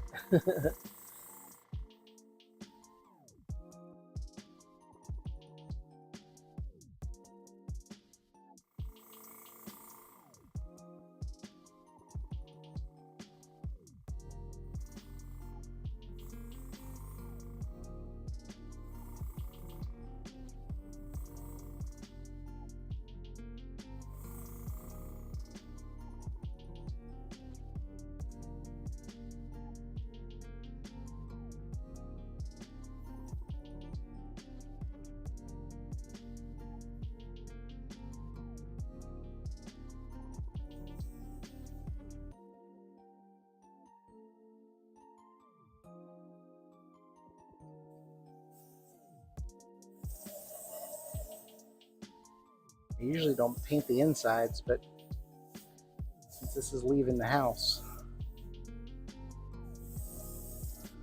go ahead and prime everything. It shouldn't mess with the connections that much.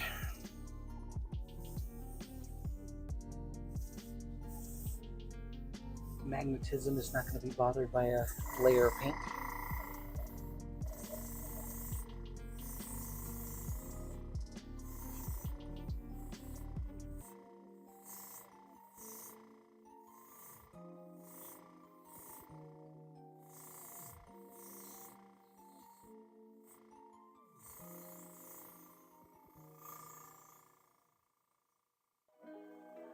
All right.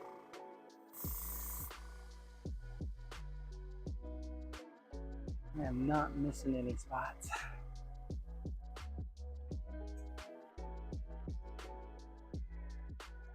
Now, speaking of paint companies not sending product. I would like a paint company sending products. I did have this Iron Man was printed. Half of it was printed by a third party. So I got to do a little promo for them when I do the Iron Man video. But I ended up reprinting it because of the torso thing and a couple other mistakes that were not their fault, totally my fault. That I ended up only using half of their print. What are the magnets for again? You don't glue your models? Yes, I normally glue my models. This one is a commission, so I want it to be boxed up nicely for delivery. So yes, I put magnets in all these parts. I don't normally magnetize. You're absolutely correct. So it's not exactly my strong suit, but I also know that if I'm going to be selling these in the future, I need to get comfortable, putting magnets in, and learning kind of the ins and outs of as far as like the different types, different sizes, how to make the little magnet holes in the slicer, to pre-plan kind of where I want magnets to go. So for the ones that I'm going to be, the ones that are going to be leaving my house, those I want to make sure they're magnetized for shipping purposes primarily. Easier to, wrap. Sorry, I broke the camera. Easier to wrap in these individual pieces. That's the next challenge that I'm going to be tackling towards the end of this month. Is I want to do like a nice packaging, nice foam, nice box, like some effort has gone into it. So I'm looking at getting some of that pull and pluck foam or whatever, so you can like punch out little shapes, and I'll still wrap stuff in bubble wrap and then put it inside of the foam. But like I said, I want to work on my packaging technique. So these are the business side skills that I need to work on to change as far as my production from going to, from my personal collection to shipping and handling and all that jazz. I don't even know how much it's going to be. Like, I don't know how much shipping is for, weight and stuff on these kind of things. So that's another bridge I'm going to have to cross at some point. But I will get there.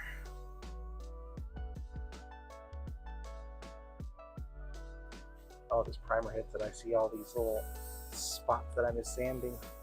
These little support marks that I'm going to have to go back and get a little bit. Again, normally I wouldn't be that anal about it, but since this is not mine, I want to just make it as nice as I can make it, put forth the effort so that I can feel good about myself when I go to bed.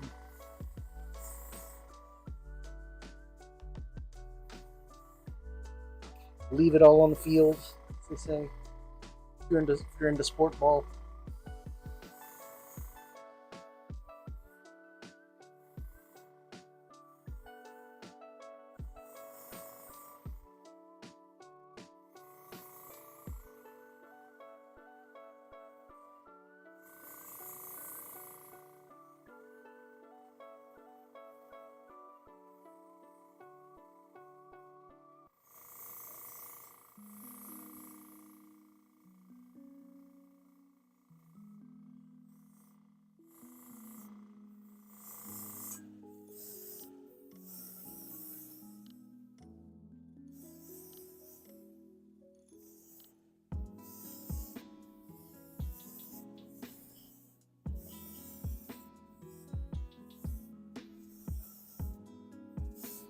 I'm going to have to wipe off all this chrome in this airbrush box.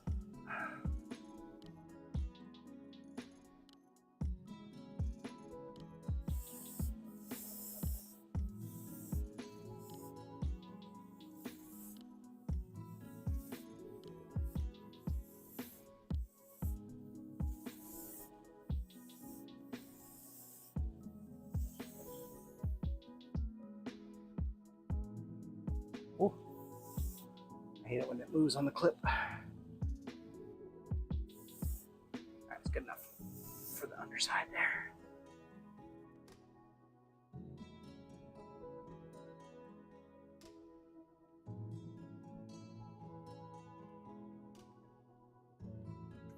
All right, time to paint this big ass hammer.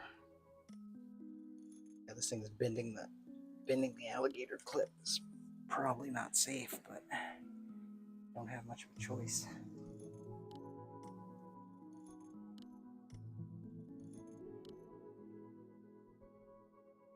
I'm glad I changed out the light over here. I can actually see what I'm doing. I added a little desk lamp to, as a fill light for the camera. It's too dark. It's too dark for you to see, and it's too dark for me to see. So I have to do something.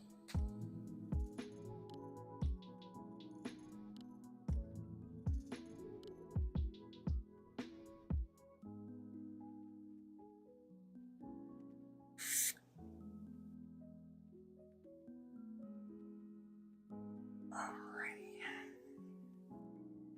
A lot of debris still in the sky for some reason. I swear I cleaned all of it and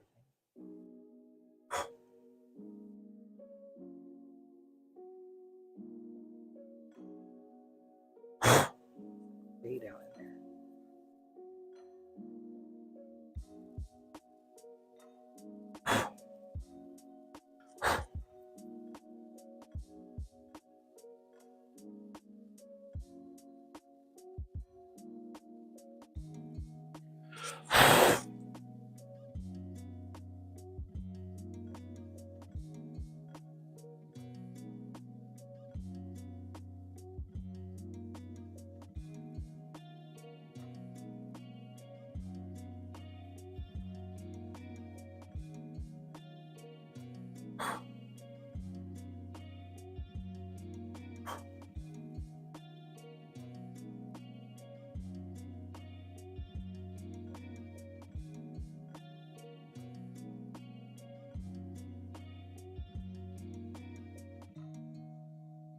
All right.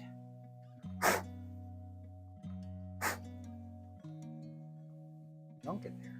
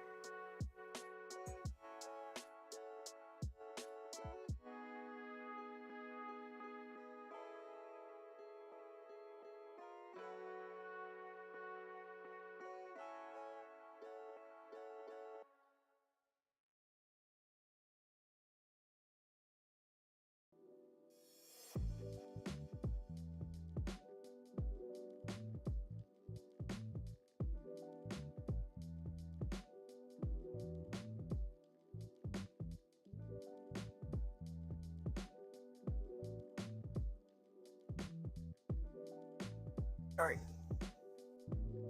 wifey break.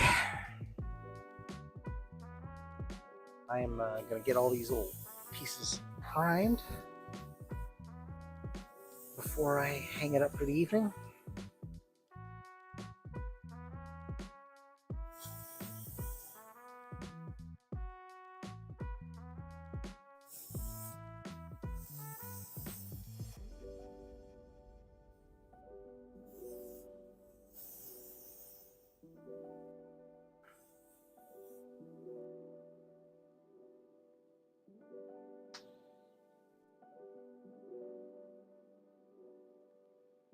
I will be here, Bean.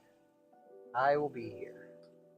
At least for a little while longer. I got 2 boots, I got a lump of grass, and that shield thing to do after I finish this. So, a few more items to go.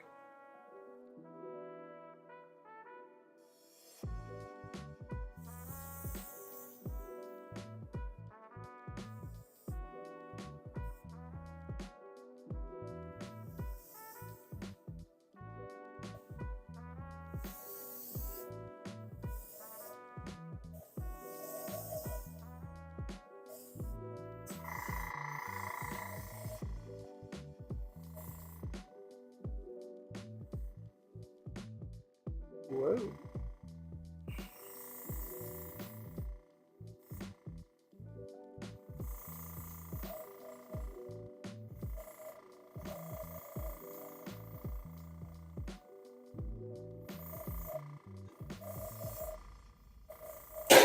Oh, come on.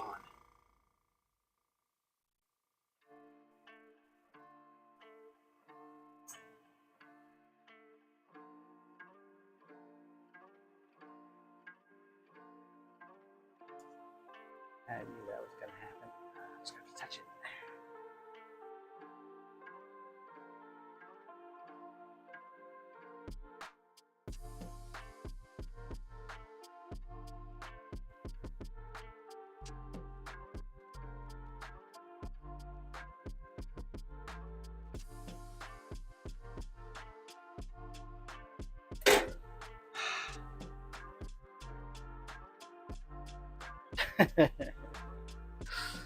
All right, let's try this again.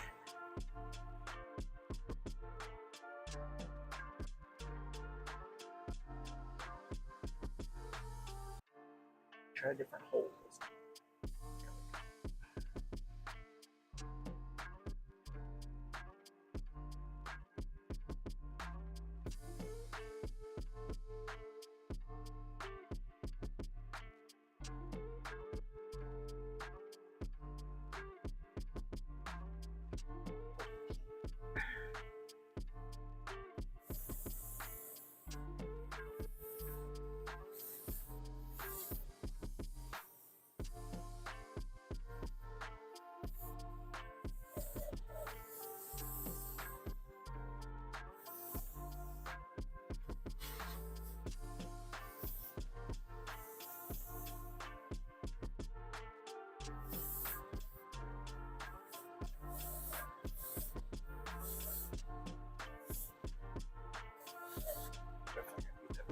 Touch this.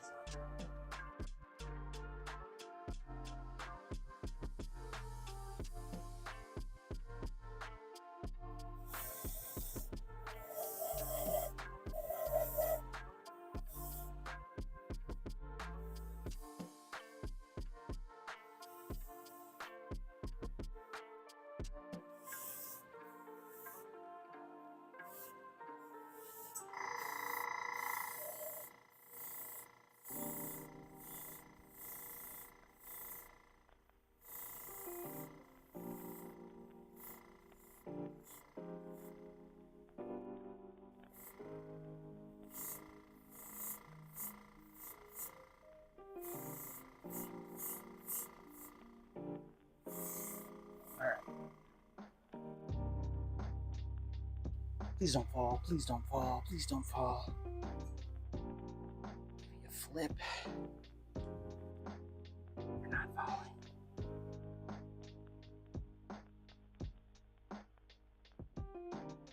Whew. All right, let's do an easy one.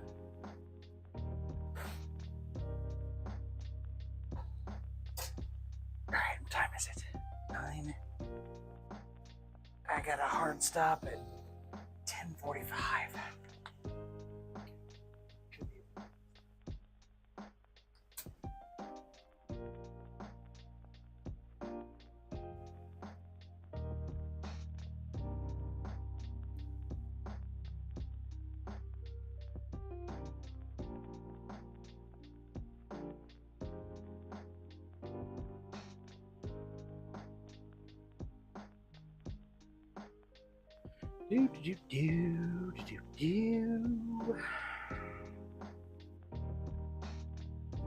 All right, now I'm starting to get tired. Starting to feel it. Oh, this part I'm gluing in, so it doesn't really matter if I get this inside or not.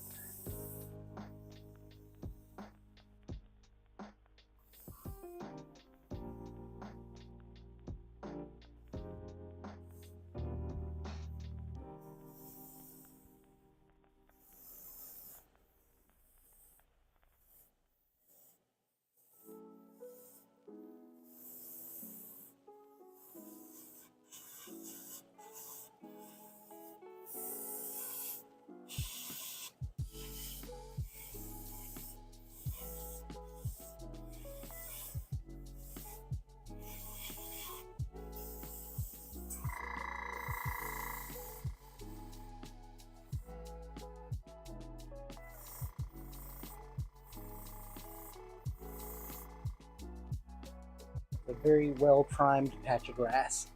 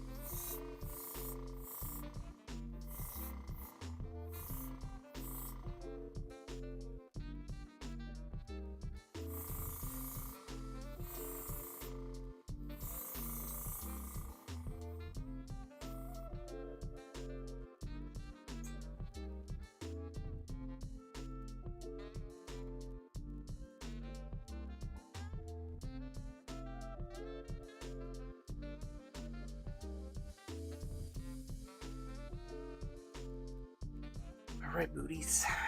Let's get you done, and then we're out. Then I'm out.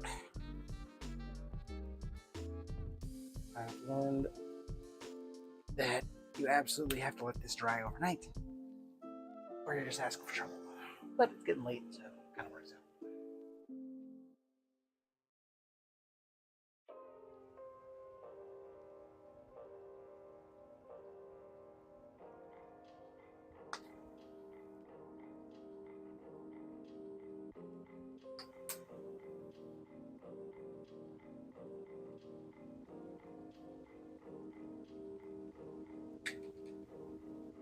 Feels good to finally be priming.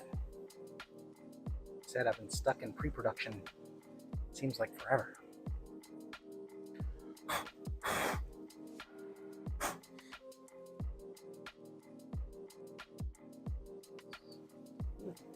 Airbrush.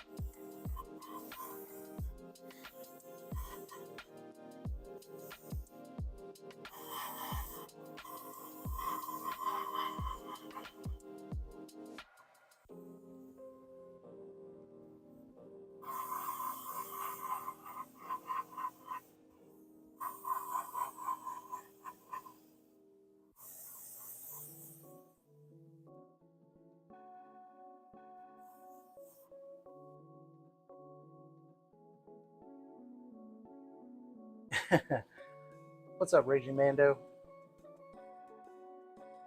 Yeah, I'm back. Back from my sabbatical. Sometimes you need a really long health and safety break. You know what I'm saying?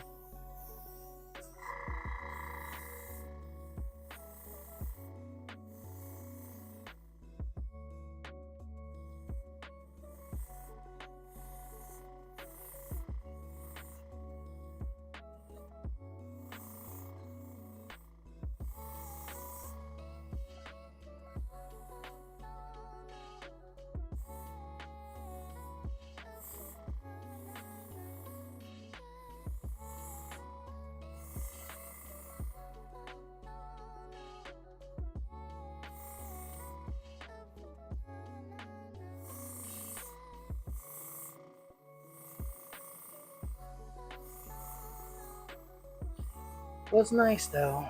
Got to do a little fishing. Got some sunshine. Got a weird sunburn. Feel like you're not doing it right if you don't get a weird sunburn.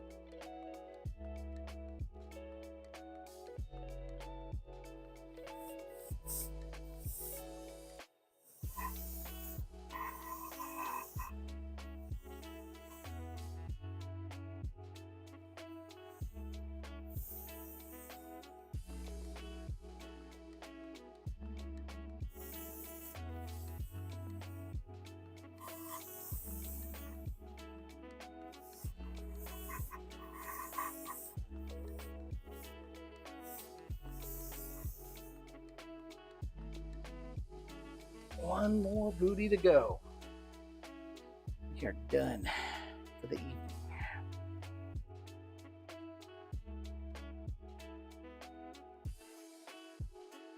I don't like this little round thing because it just doesn't feel like it's in the hole securely. But it looks like it is, so.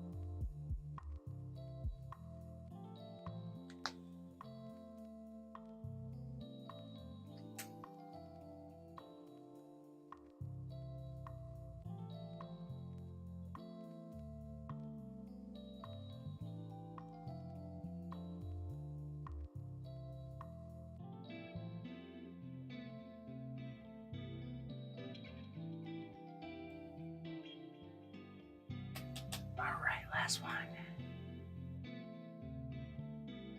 Coming up on 3 hours. Not bad timing to get all that done.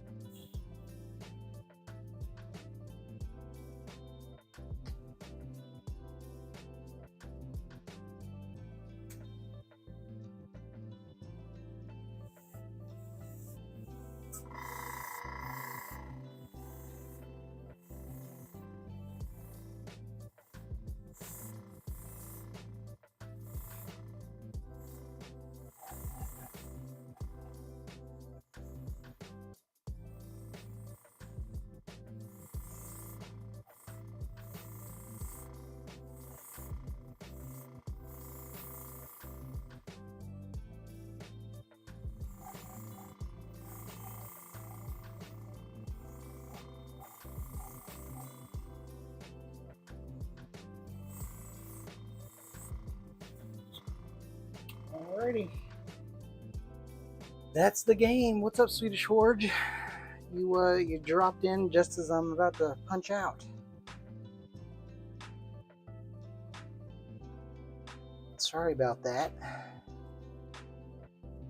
I know I haven't been streaming lately, and the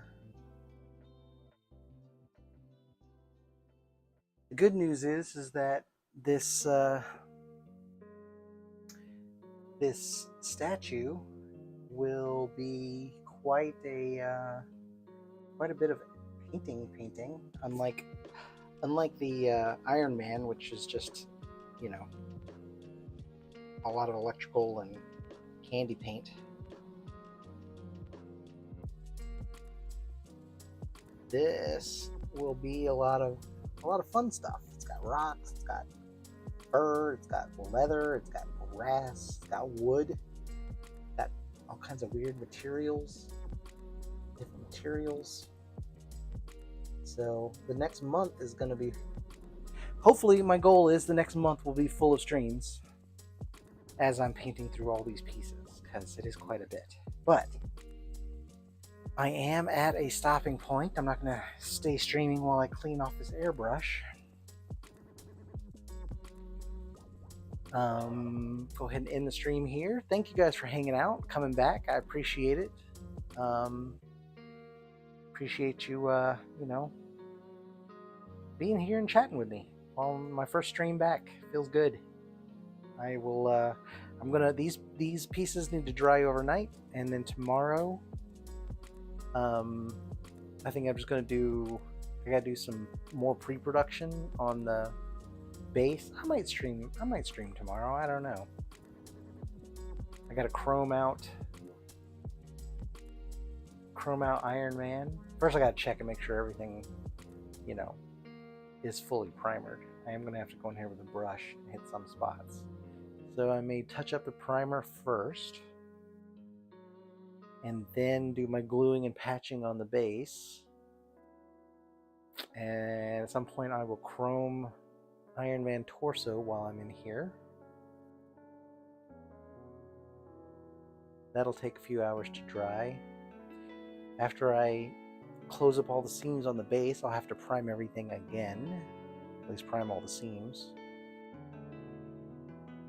And that should really wait several hours. So I don't know how much I'll get done tomorrow, but I'm moving again, and that's the important part. So yeah, thank you guys again, and until next time, take it easy. Oh, I lost my mouse cursor.